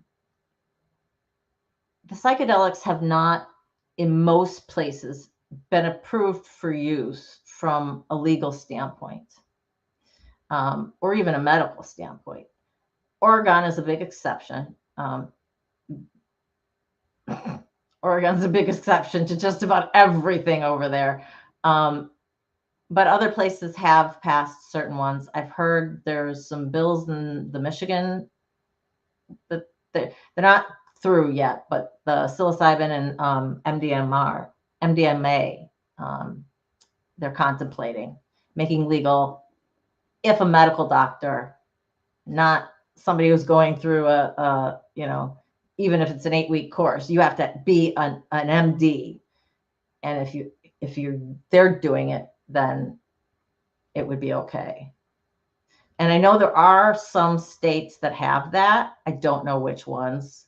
And it's different for different substances. Like one may say psilocybin's okay, but another one says it's the MDMA is okay there. So you definitely need to keep all of that in mind when you're doing it, and who is monitoring it. What type of doctor are they? If it's a therapist, what kind of training did they get? You always want to do your research when you're going into something like this. Very, very important. Yeah, I mean, I hope, I really hope that it works for you. And just know that there are a couple of other ones out there if it doesn't. I know of several others. You want to know how long my hair is? I have not had a cut in well over a year at this point. I have got to learn how to put it up in a bun or even a messy bun better. I don't. I put it up in a tangled mess is what ends up happening. I'm horrible at hair. Fashion, all of it. Not my I am the quintessential book nerd. 100%. Okay. So here's my comes down just past my boobs. Yeah. And it's a lot. It's very thick. This is the Switek hair, my mother. Very, very thick hair. So they would get a lot of it if they did it through cancer. And I thought, I was like, who wants gray hair? You know, who wants this gray white hair on top? And I was speaking to somebody about it, and they're like, no, actually, they love getting that because there are a lot of older women who get, you know, diagnosed with cancer and are going through this, and then they're able to have a wig that reflects their age. And I was like, huh, well, that makes a lot of sense. So yeah, I'm very much considering doing it. I'm not there yet, but if I did get it cut, I'd want to get it cut to here, but I might get it cut. I might get it cut very, very short just so there's more to donate. It grows out. I don't have to leave my house. I can get groceries delivered. I work from home. I can stay here until it grows out. They're fixing something big. Yeah. Oh, she's a wows.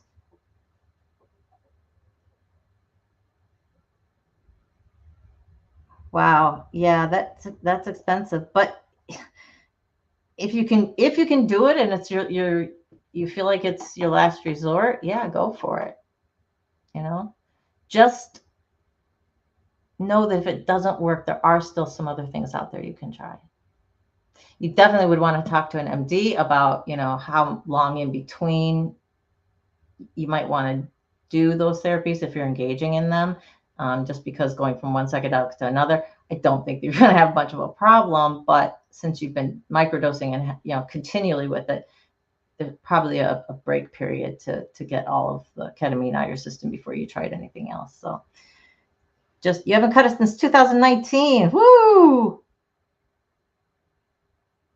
Wow. You sound like my cousin. Oh, Mark, I would love that. Can you email me something? I just literally, I pull it up in a ponytail. I wrap my band around it twice with just the ponytail, and then I twist and I just kind of lump it, get it in a lump, but it's always loose at the base. So I have this lump that kind of just hangs there, and that drives me nuts. So yeah, it's amazing that some Jen, how are you doing at this moment? I spilled the beans about the car.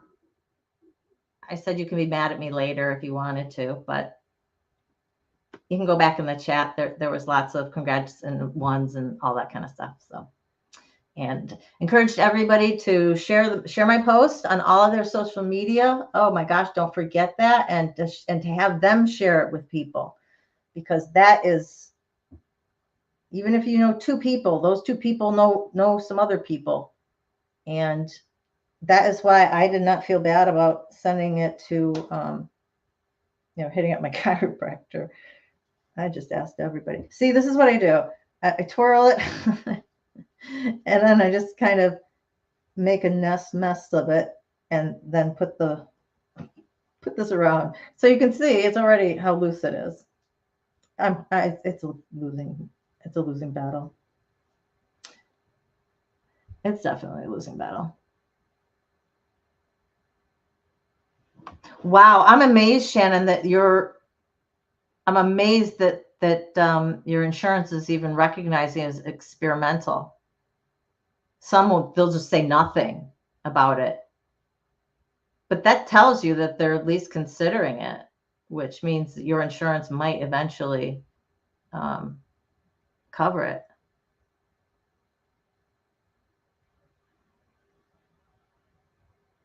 A nasal spray in ketamine. Oh, that's interesting.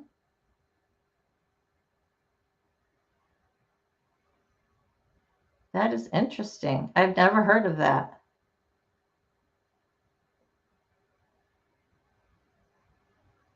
Yeah, they thin it out whenever I go to the hair salon. I just haven't been. Again, that's scheduling something out of my day. And I just haven't done it. I can add haircut to my list, but guys, see, this is what I do, and this is what drives me nuts.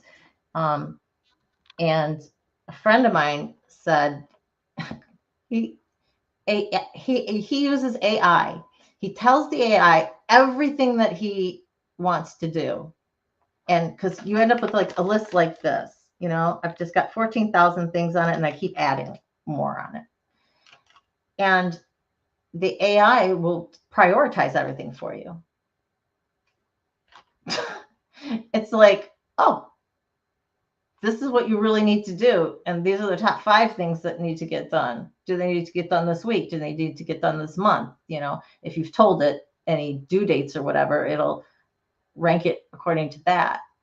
And the more information you give it, it's like, well, it's due at the end of the month. However, I've got A, B, C, and D I have to do in order to submit this. And so the more you tell it, the more detailed you get with it, the more it'll be able to prioritize better. It's weird. Really weird. I get a little nervous because I'm telling something that has data my entire life. Not like I'm not doing it here, and I don't, my to-do list isn't really that, exciting. But I don't know why. AI just makes me nervous, but I should try it. And I told him bring his laptop next time he comes over, and I'll try, whatever he does, and I'll put this list through and see what it comes up with for me. Because I have stars by the ones that are really important, but I didn't get those done either. Well, I got one. Raise money for Jen. You're right at the top, Jen. So I did do that.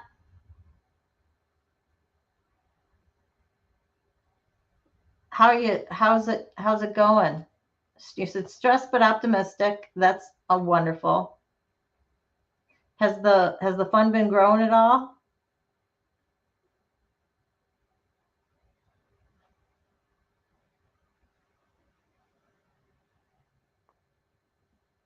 Oh, that would be wonderful, Mock. Anything. I mean, I know there's probably YouTube videos out there on how to do, but I am like a lost cause on doing things on myself, because then I'm watching a video and I'm like, okay, which arm are they use? I have to turn around and do it, but then I can't see the video.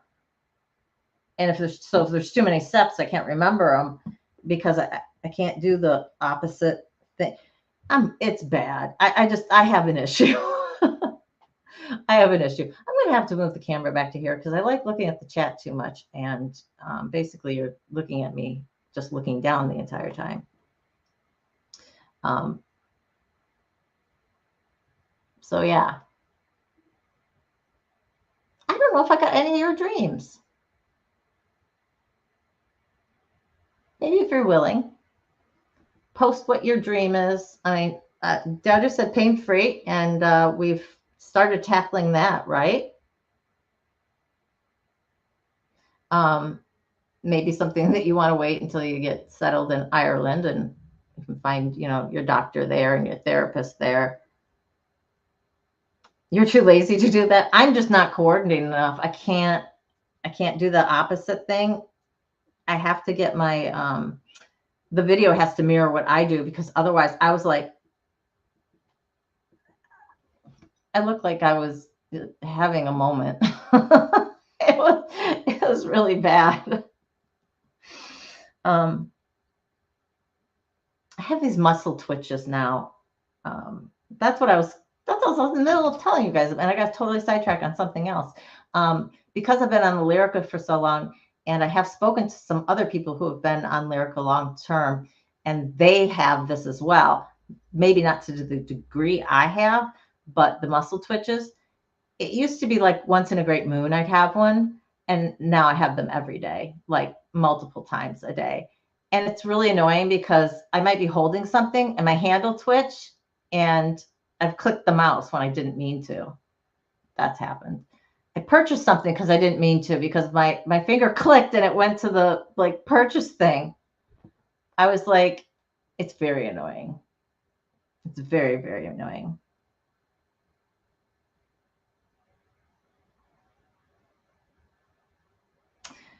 Crystal's dream is not to have a bully at work so that you can go back. I know that you have talked about this ad nauseum with other people about, can he get moved to a different place, or is there anywhere similar that you could get a job at? Have you been looking? You know, sometimes that's going to be your best option. And I don't know how,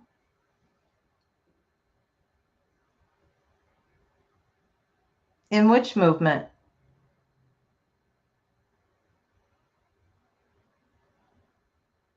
In the SP, in the SPTV movement, Jen? Is that what you're talking about?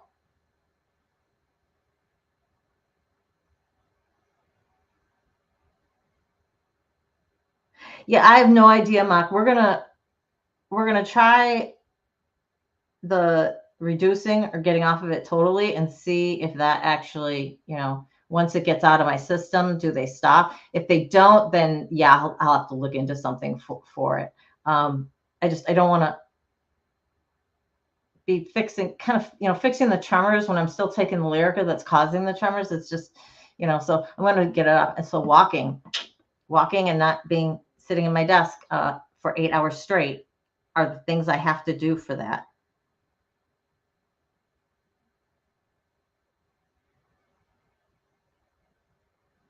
Wait, what?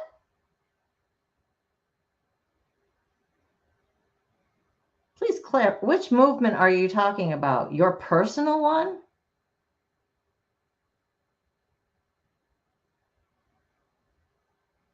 Oh, they've been sending stuff to Liz?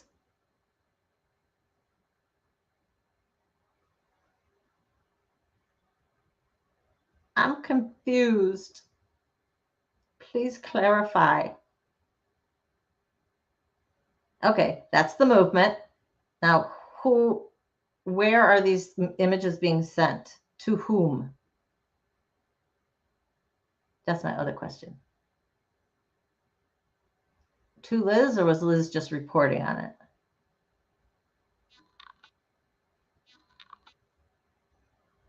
Guys, I got some color on my face finally, right? Because I go out and sit on my upper deck here, my porch.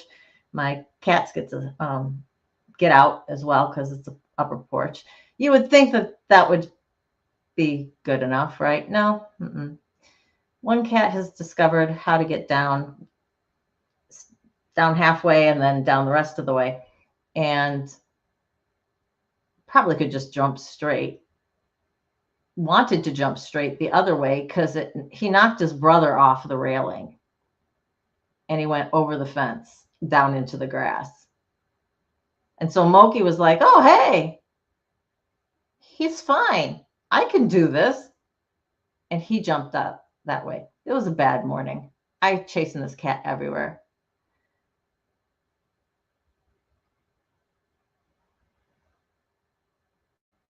Oh, okay. It's happened to several people. So there's somebody, either multiple people or one person is sending to multiple people in the movement. That is a shame. Do they not have anything better to do? That's just what I don't get. Like, what do you hope to accomplish by that? I'm like, delete, next. I mean, I understand it's upsetting and I'm not discounting getting it. I'm just saying, if you're that person, what are you hoping to, you think you're going to disrupt the entire movement by sending gross pictures? I don't know.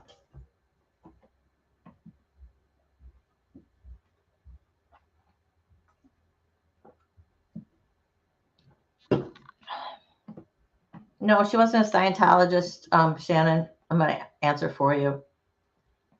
But she was in a cult-like situation, right? So you understand some of the things, I think, better than a true never in, which would be me. I need a never in supporter t-shirt. Is Liz still selling those, or who? Jen, do you know if anybody is selling those now, the never in t-shirts? Because I definitely want one. Yep. You're my sister I never had, Jen. If you guys don't know, Jen and I are very close. Because we're very alike in so many ways. And she truly is the sister I never had, the sister you get along with that I never had. We have the same sign above our sinks. It says the same thing about the dishes. Come on, what are the odds? This is how alike we are. It's really strange. Yeah, I think Liz, Natalie has them too. Okay. Yeah, because I definitely want to get one. I'll support them that way. People have been telling me to do merch, and I don't know.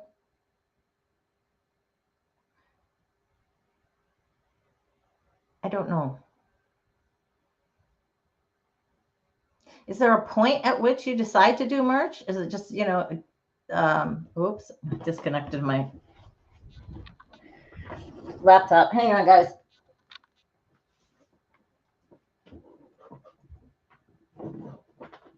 Oh, I have a tangle of cords. That's just wonderful.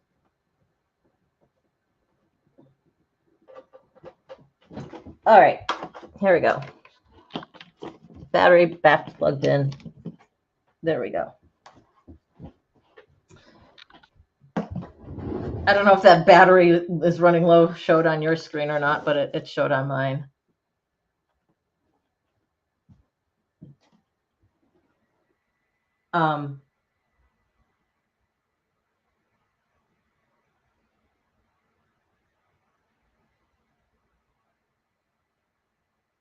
Yes, and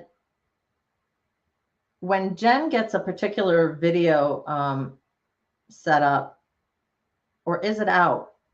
The one where you were doing the comparing TTI to Scientology,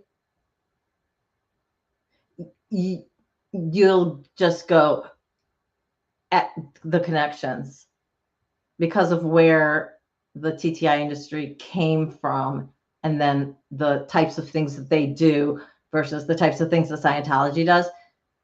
It blow your mind. Not up yet? Okay. It will blow your mind. You're just going to be like, yeah. When we were talking about it, I just was amazed at, sorry guys, I'm like shiny, sweating up here. It's so hot. Oh, good Lord. I don't know. I guess if enough people comment or email me that they're interested in merch, comment would be great because that affects the algorithm. They like comments. So even if you just say hi in the comments, that would be awesome. Oh, good time. Hit the subscribe, hit thumbs up. We're still gaining and losing the same 3 subscribers each week. Don't know if you're one of them.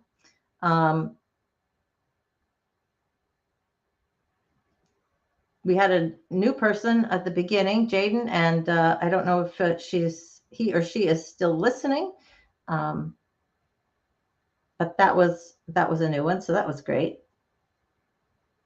I know it goes from 170 to 167, and then it'll go 168, 167, 169. It's really strange. Money, Deidre, money. That is why everything in the U.S. becomes an industry, because people are greedy.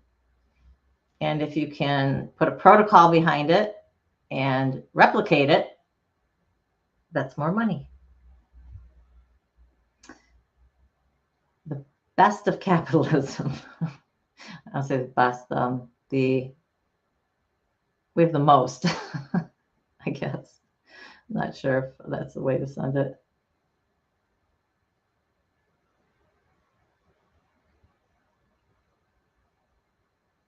Yeah. Jen, have you been following what they've been have you been following the death with the Delphi? I forget which location it was. Have you been following that? I was for a little while, and then I dropped off, so I have no idea where it is now. It's interesting that it had gotten brought up. Yeah, there's several people who are second gens who have gone through the Delphi schools and can tell you exactly what they're like. And horrifying, horrifying situations.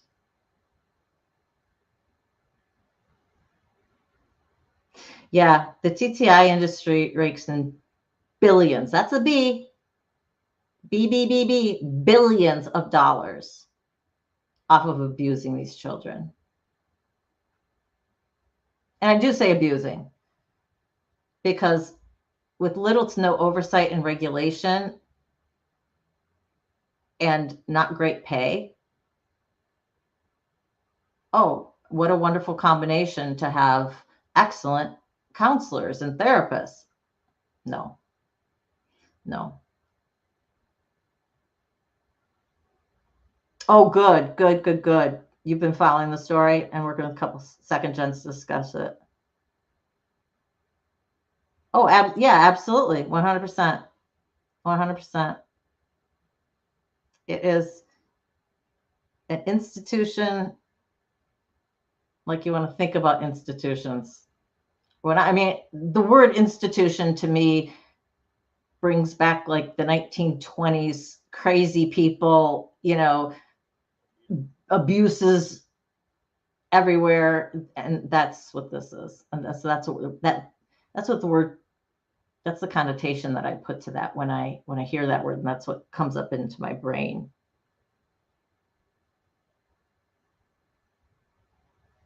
It is, it's these types of places are pedo hunting grounds. It's their built-in pool, right?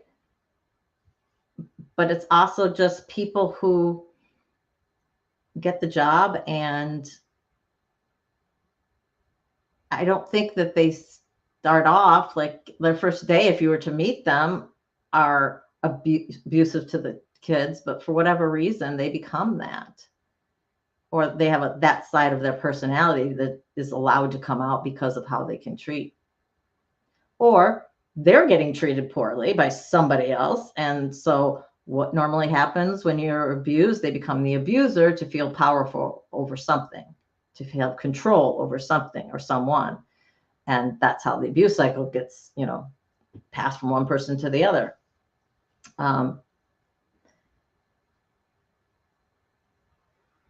Yeah, it's something that it affects your entire life.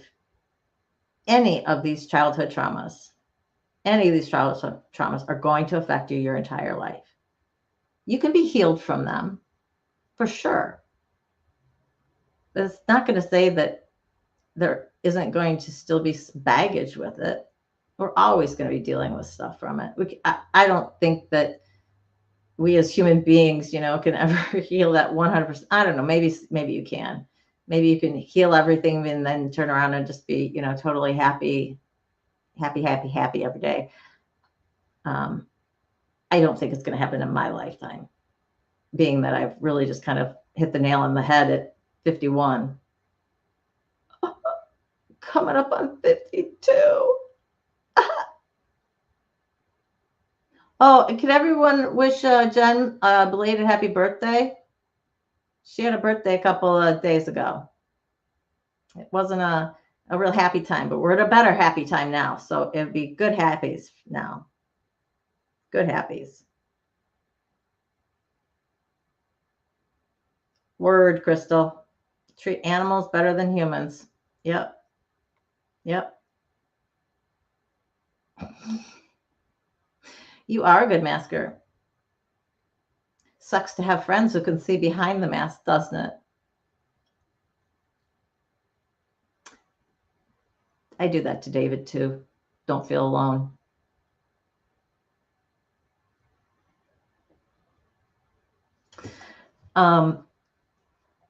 So yeah, about the comments and emails, but in the comments, if you want, put your dream, your far-fetched dream, or whether it's a goal that's more immediate. What have you set that's concrete that you want to do or that you want to achieve? It could be something that could be far off in the future, like not doing law and just running this channel, which may be far off in the future. It may be closer than I know. I don't know. We'll see when and if and when this conversation happens with this person and what becomes of it. I don't know. And we'll see where things go from there. I definitely would be putting up more content. I can tell you that much right now. Definitely would be putting up more content. You are, Jen. I have absolutely no doubt. You are one of the pillars of the anti-TTI community. If you don't know, Jen is in the weeds with the TTI industry, activists trying to tear it down, and she is going to be one of the people at the front who's going to pull that final pillar down. I just know it. You want to own your own home. Wonderful goal to have. Wonderful goal. Mark wants a pub in Ireland. Okay. To own one? Do you want to just own it, or do you want to own it and bartend too and be in it and have a local pub feel, and know everyone? A houseboat? Ooh, that'd be nice. That would be nice. I think I'd like a houseboat. A body type inclusive clothing company. They don't have one yet? I rarely shop for clothes, guys. So that's why I'm like, huh? And I'm not in the fashion industry at all. So, but they don't have one yet? Come on, people. Own it, run it, everything. Got it. A home you can afford. Yes. Home prices have. You want to live in the pub? Okay, so Mark, it has to have an upstairs apartment so that Shannon can live there with a guest room so that I can visit. That would be good. Deaudrey wants to travel Europe after you immigrate.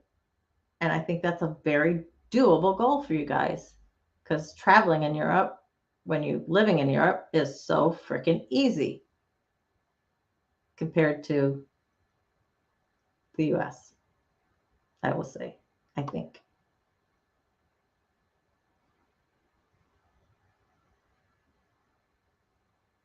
Oh yeah, just live in an RV.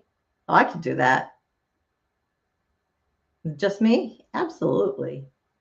Absolutely. Have you seen, I don't know if they still have it, but they have these ones that are tricked out pop-ups or whatever, or the ones that are a little bit bigger than a pop-up. I think that's more the size that Jen's thinking of. And they've tricked them out, and they've modified them different ways and stuff. It's impressive. Damn impressive. They oh, Jen, have you seen the one with the school? They redid a school bus into a home, mobile home, basically. Now, the gas is what's going to get you on that. I don't know what they did to the fuel thing to make it. Maybe they did something to the engine to make it more fuel efficient. But yeah, that's my only thing is the gas is going to get you on that, unless you're renting a spot or owning a plot of land where you have it just sat, and so you have a micro house. You've seen a few of the bus homes, yeah, they're incredible. Yeah, the tiny house movement is definitely growing. They've got Home Depot sells like they're about the size of a really large shed, but they're it ends up being the frame of a micro house. I'm like, it's like a couple grand. I mean, something to be said about it, the movement, how far it's gotten when Home Depot is doing it. The sheds, yeah, the sheds are just too. Jen, it would have to be an area open house because of your length. You're tall. Maybe we had this discussion before, and you're not that much taller than I am, but it feels like, for some reason, it feels like you are so much taller than I am.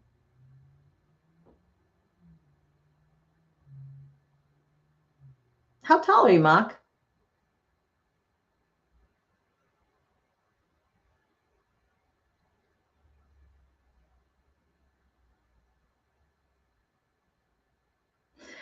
I don't count the shrinking. I don't count the shrinking, Jen. I'm 5'6", and that's that. It doesn't matter that my doctor said I was 5'5.5" last time I went into the. My mom is shrinking. Holy moly, she shrunk like quick. The thing about it is I've started shrinking, and I think it's going to go fairly quick for me, and it's fairly young for me, but it's because of my discs. I do not have very good water content in my discs, and I don't know why they can't just go in with a needle and like push fluid into the discs. It seems like a pretty simple operation to me. That's just me. Oh my gosh, that's so funny. You are the same height as me. Okay, Mock, I'm going to ask a dumb question because my brain is obviously not working today. Are you male or female? I think I've gone back and forth on this. I thought you were male, but then somebody's called you a name and I thought you were a female. So I'm confused. And you're shopping in the men's section, which does not indicate anything, actually, because depending on your musculature, and your bone structure, it might just be what's more comfortable. 5'4" is not that short. It's average, actually, right? I think 5'2" to 5'4" is average. Okay, you are female. Good. I did get it right in the end. How tall are you? Because you want to talk freakishly. And I think I've said this before on the thing. There was a gal, Laura, and she's 6 feet tall. And I thought she was pretty tall. She was in choir with me in college. And her parents came to the performance. Holy moly. Her mom was like 6'3", her dad was like 6'7". You want to talk, and she had brothers and sisters. That's a tall family. That is a freaking tall family. So I've been around some of them like that. 5'10", 5'11". Yeah, okay. Well, Laura got you beat. Yeah. My cousin's like 5'9". I always wanted to be at least 5'8". Life didn't work out that way, unfortunately. Yeah, and when you've got that kind of height combined with muscle mass, yeah, you probably don't have a whole lot of options. You do have 6 foot females in your mom's generation, yeah. It's not uncommon. They're just, I did walk by this. I was like at the airport or something, and this couple walked by, and I don't know if they were together or just like friends or whatever. You could tell they both did bodybuilding and whatnot. She had to be at least 6'2", and he was a good probably 6 inches taller than she was. These are two of the largest people I've ever seen, because they, like I said, they were bodybuilding as well. So they were he was massive. I don't like the muscles when they get, I like muscles on a guy, but then they get to a point and it just, then it's gross to me. Too muscular is just gross. My personal opinion, anyway. That's why the bodybuilding competitions, male or female, where there's, no body fat basically and showing everything off. It's like, ugh. It's just kind of that to me. Housing wise, what would be a dream? I want one of those tricked out tree houses. Have you seen them? Oh my gosh. There's that one guy who has his show, and that's all he does pretty much. He has made the most I can't even imagine how much these people spent on these. They've got to be at least like 25 grand. I mean, at least. And you've got to have a property where you've got the right trees growing, right, in the right way and stuff. But they are just amazing. You want a hobbit hole? Well, they can make this like a hobbit hole. You might have steps to get up to your hobbit hole, but they could check it out. If you guys have never seen it, it's like, I think it's called Treetops or something like that. But if you put into like tricked out tree houses, adult tree houses, something like that, it's amazing. These places are just incredible what they've done in them. I mean, they're mini houses, basically, Some of them are 1,000 square feet, which, I mean, you're talking for a tree house. They basically are the guest room then, or the older child gets to move into that because it's in their backyard or something like that. But yeah, you'd have to have the very definite right property to do an actual hobbit hole. I did, when I lived in Iowa, there was a lot of houses built into the side of hills. And so I knew several people who had basically, I guess, what you would consider a hobbit hole. It had more than the door on the facing, side though. So it wasn't quite a hobbit hole that way. But when you went inside, most everything was underground. And we did not find it unusual. It is. Those people who make that stuff, because you want it to last, right? So let's think, if you have any high wind, if you're in any high wind areas, you've got to have strong enough trees, old growth trees, growing in the right direction. It's amazing. It's just, yeah, it's really amazing. A slide and a pole, definitely the slide. When I was younger, I'd say a pole. I'm not a pole dancer, and I think I wouldn't always have shorts and stuff. That wouldn't work so much. But a slide, yes, definitely. Like a little flower bucket on top that you could kind of just throw down in case it's really sticky out, so you can make sure that you get all the way down. And it would have to have a few twists and turns. It'd have to go like throughout the house, basically.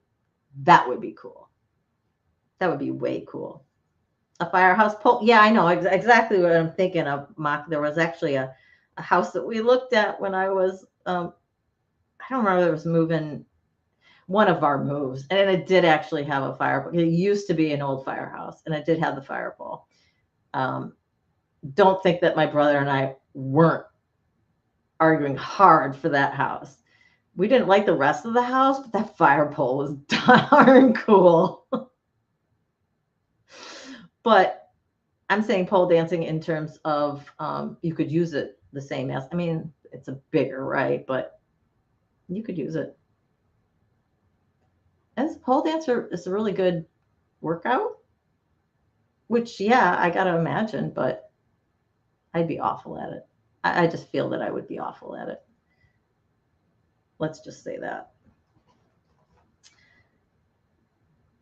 So sorry, to kind of wrap up, guys, sorry for the last minute change in topic, but it just kind of really got thrown in my face, and how real my dream actually could become. Because it's just been a pie in the sky type of thing, since I started the channel, since even before then, when I was even thinking about doing anything with helping survivors. I wanted to be able to do it full time.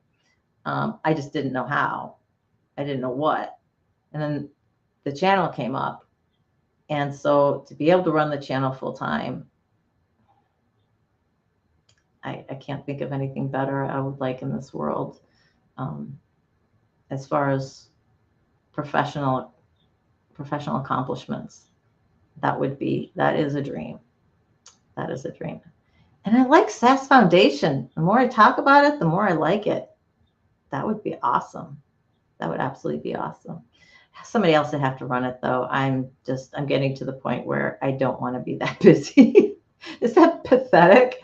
I mean, I like doing this and the videos and the research I do for this, but to run a foundation or anything, no, I'm hiring out for that. So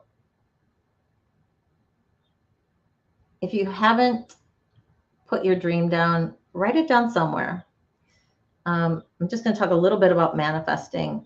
I don't know if you believe in it. I don't know if you believe in God or just you're spiritual. You think there's something out there, but you don't know what.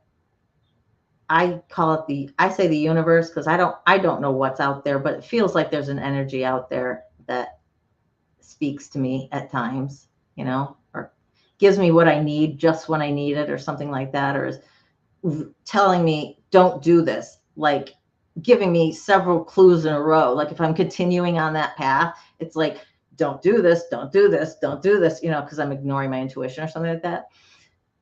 So I do feel like that. Now, apparently there's different frequencies that different things happen on. And to manifest money, you need to be on a certain frequency. I don't know how to dial into that particular frequency. There's tons of people who specialize in this on YouTube. You can look up. But a lot of them talk about visualization and looking through your third eye. So, you close your eyes and stuff and imagine you've got a third eye here. And then you're supposed to look through that and you'd be looking at a vision. I can't do it. I can't. And I know there's actually a name for it now, but seriously, I know it's healthy, but it would send me to the ER. That would be me, totally me. I can't visualize anything. There's just nothing there. In terms of what you're supposed to see, you're supposed to see like a picture, a clear picture, just like I'm looking at the camera now. I'm looking at my screen. I can't do it. There's nothing there. I've tried so many times for so long. So one of the guys out there had a different technique to do, and I like this a lot. So, take several cleansing breaths, deep in, deep out, box type breathing. Breathe in, hold, then breathe out for the same amount of counts. So breathe in for 4, hold for 4, out for 4 or 6, depending on whatever your breath count is. And then you put your left hand over your heart and your right hand over your left. And you close your eyes and you concentrate on whatever it is that you want. And you keep doing your deep breathing.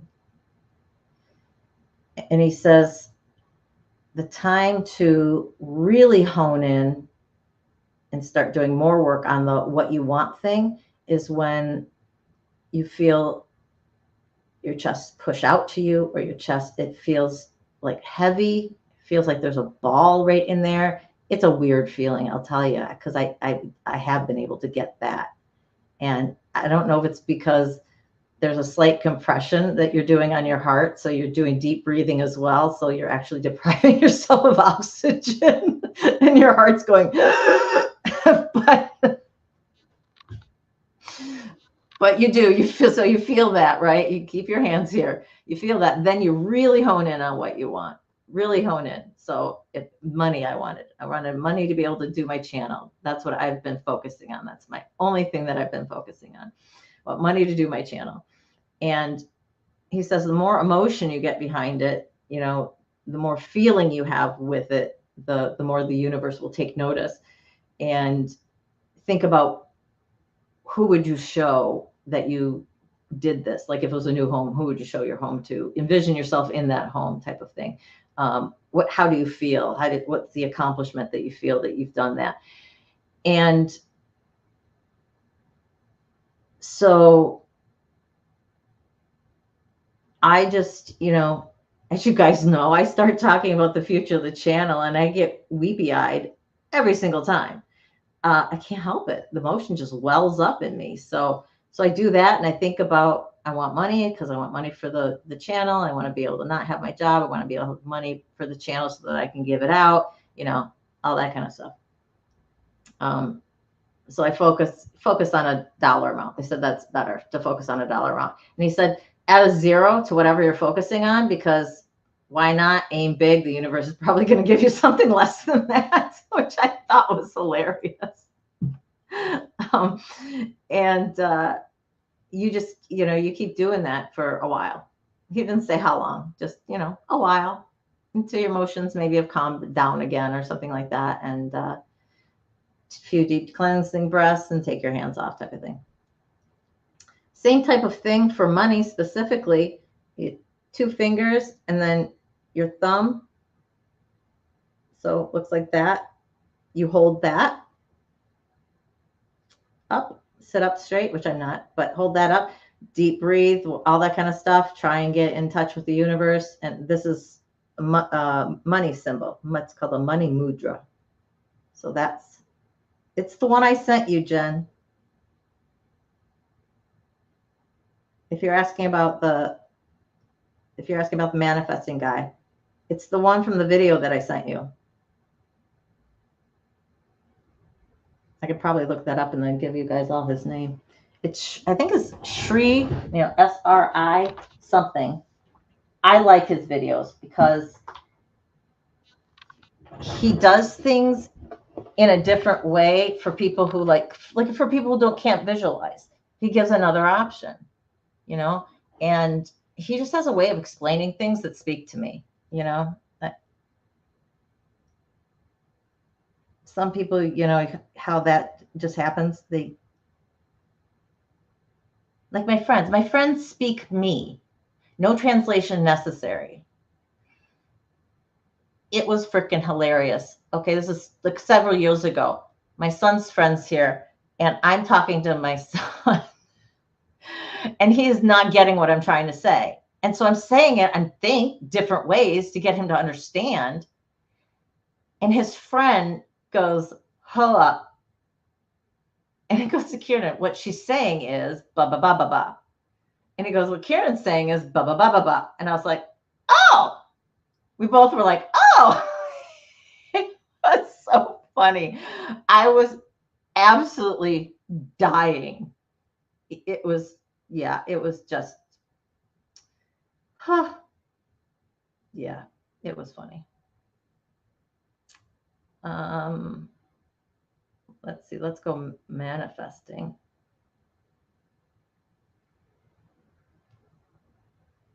Somebody who I like should pop up fairly quickly. Oh, you know what? Let me put Shri in there too. Okay, if I can spell it right. I have to cut my nails. Yes, okay. So I will write it because I don't think I'm going to have time to post it today. I'll write it here. And so you just search his name and it'll come up. Where is it? Akarshana. Akarshana. I love his videos. And he's got like long ones, guided meditation type things, or he's got short ones that are just kind of explaining a principle. There is one that's 30-second manifest money. And so money mudra is one of them. And then there's holding a glass. You hold a glass with water in it and you hold it around, around like this. And then you do your meditation on it and then you drink the water. This is all right before bed, right before you're climbing in bed. And then what was the third one? Shoot, I think I'm forgetting. Putting money under your pillow is another thing. Go to bed thinking about and manifesting money and put money under a pillow. I don't know if that's supposed to multiply or you're supposed to get it some other way. That'd be kind of cool if you just put money under there and it just multiplies itself overnight. That would be awesome. That would solve your problem, Jen. So yeah, I really like him. I encourage you to look his stuff up. And he did a big thing on June and how June was a big month with a lot of, if you like astrology, he does do a once a month thing of what's coming up for the month, where the moon's going to be and all that kind of stuff. But he doesn't do like a daily astrology or anything like that. He's not doing that. And he's not doing like Gemini and individual ones. So yeah, I'm going to keep working on the manifesting money thing because it can either get me my channel, and in the meantime, it can allow me to help people who need it. And I was able to help 2 people this week with some money that came my way. So that made me feel really good. I really like helping if I can.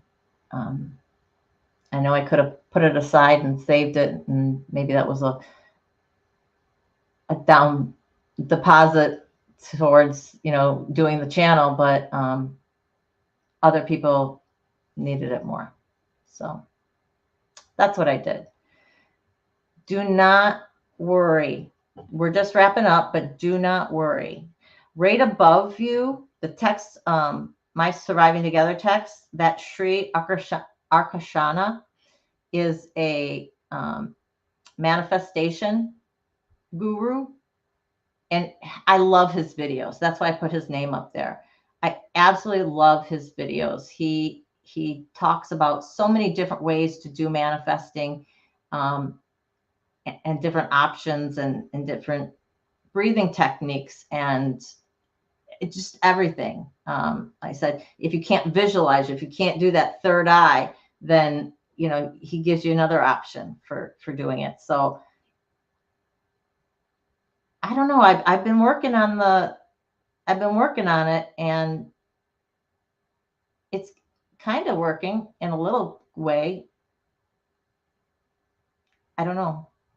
I'm going to keep doing it and we'll see if more comes my way. If it does, then I'm a believer. But I encourage everybody to check him out. Even if you're not a believer, just to see what he has to say. And if you like meditation at all, he has a really great voice and his guided meditations are wonderful as well. So I encourage you to look at it. Misha, you are never late. We're always happy to see you. You can catch the rest of the video on replay. Is there anything that we can help you with? You said you're not having a great day. You're in good company. Because I think there are several people here who were not having good days. Is there anything we can do? I spoke earlier about wanting this community, no matter how many people it becomes, to always, each and every one of these people feel connected to somebody else. I don't want anyone to ever feel like they're just a number or just, they're just a part of the chat. or they're just putting up a chat. They are part of the chat. People recognize them. And so that means each and every one of us have to do our best to recognize our fellow SAS members in the community. That's my dream for the channel.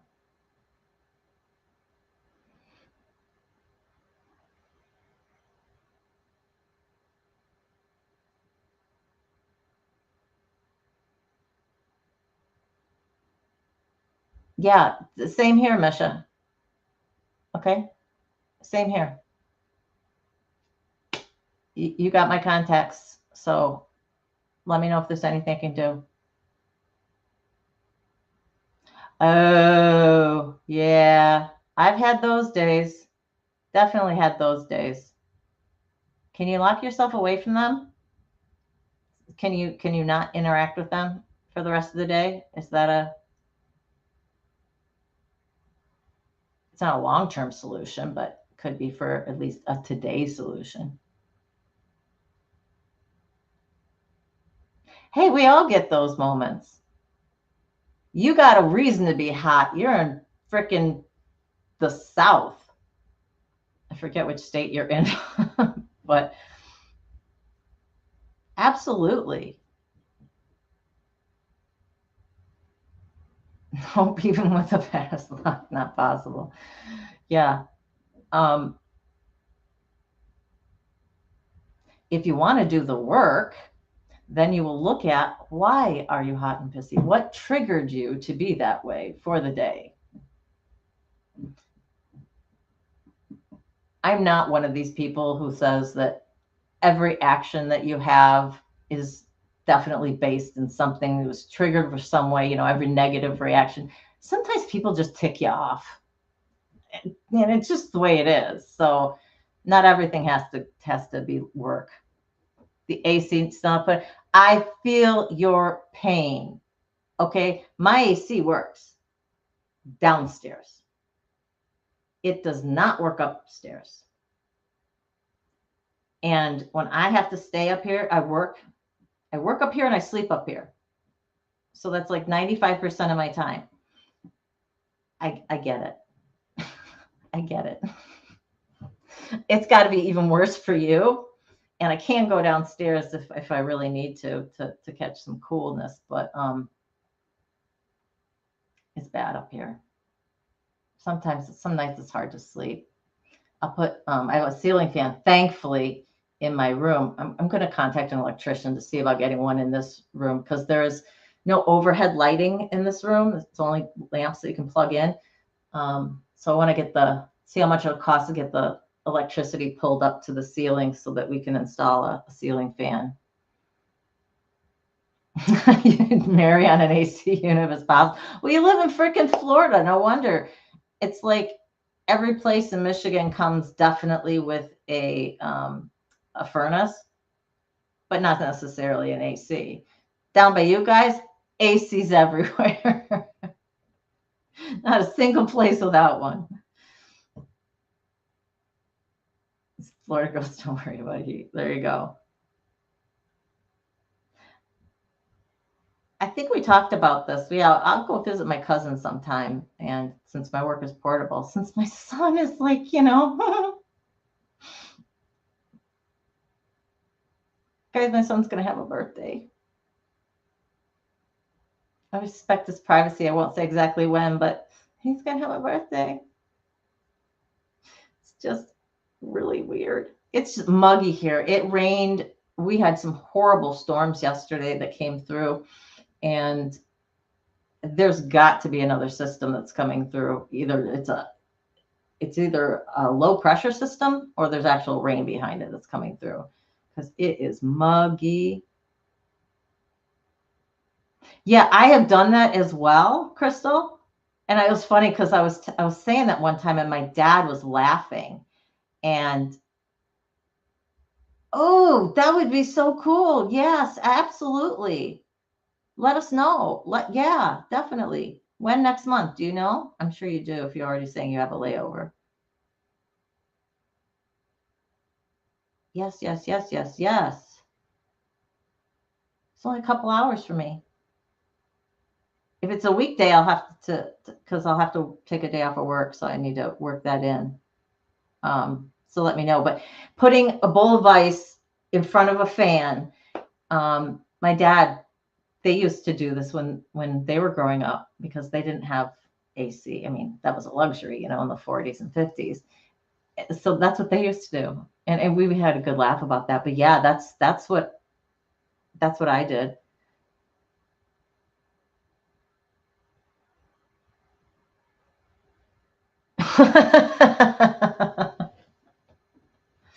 Wouldn't it be nice if there was like a paste or something or gel that you could just put all over yourself and it just with a fan attracted the cool and just it's cool. It sucked the cool in and then you're just kind of cool.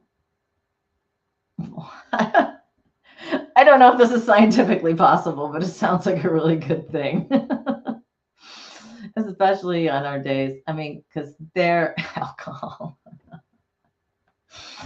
I have taken, cold cloths that have been cloths that have been either just the sink or put in the freezer and put them like laid them on my chest, tried to go to sleep or something. And my feet. If my feet are hot, I'm hot. If I can cool the soles of my feet down, I feel 10 times better. That and the back of my neck. For me, those are the two places that, yeah, skin dries, but it's got to be a thick gel that stays in place or something. I don't know. One of those pie in the sky things. Somebody will figure something out eventually. A lotion that you can rub into your skin that attracts the. Yeah, I don't think anybody can think when they're too hot, Shannon. Hot feet is the worst, right? I'm starting to get them now. That's why I'm starting to get a little antsy. You guys are just like, I haven't had my fan on up here while I've been talking to you guys. So I'm starting to get a little. You got it going on. You got it going on. Absolutely. You do whatever you can to try and stay cool. Ice packs, crushed ice, alcohol. Yep. But so yeah, I am going to wrap this up, but Sunday it's on a Sunday. Jen, Shannon has a layover on July 7th in Detroit. It's a Sunday. So today you normally have off. Want to take a trip to the airport with me? Text me. We'll coordinate. Shannon, send me an email with the exact times so I know, and we'll see what we can coordinate. That would be absolutely awesome. How long your layover is and where it is and stuff. That would be, yeah. Road trip to the airport. But I'll come in on like Friday night or something like that, and we can hang out for the weekend. Wherever what is the email? It's that thing that you type. I'm not on Facebook Messenger. I'm sorry. I have no social media other than YouTube. I gave it all up. You stay at the So are you overnight? Or just have a really, really long layover? Okay, we'll meet you wherever. So, no, email me at survivingtogethersass@gmail.com with all the deets. Because then they're written down and I can't forget them or misplace them or anything. I know they're in that email. So thank you, Misha. Thank you. And if you forget it or don't get here, it's always in the link or the description of all my videos. It's in there. So I think that'll do it for today, guys. Thank you so much for joining me and talking about the power of having goals, of setting things for ourselves. And for me, at least, the importance of having connection in order to meet those goals.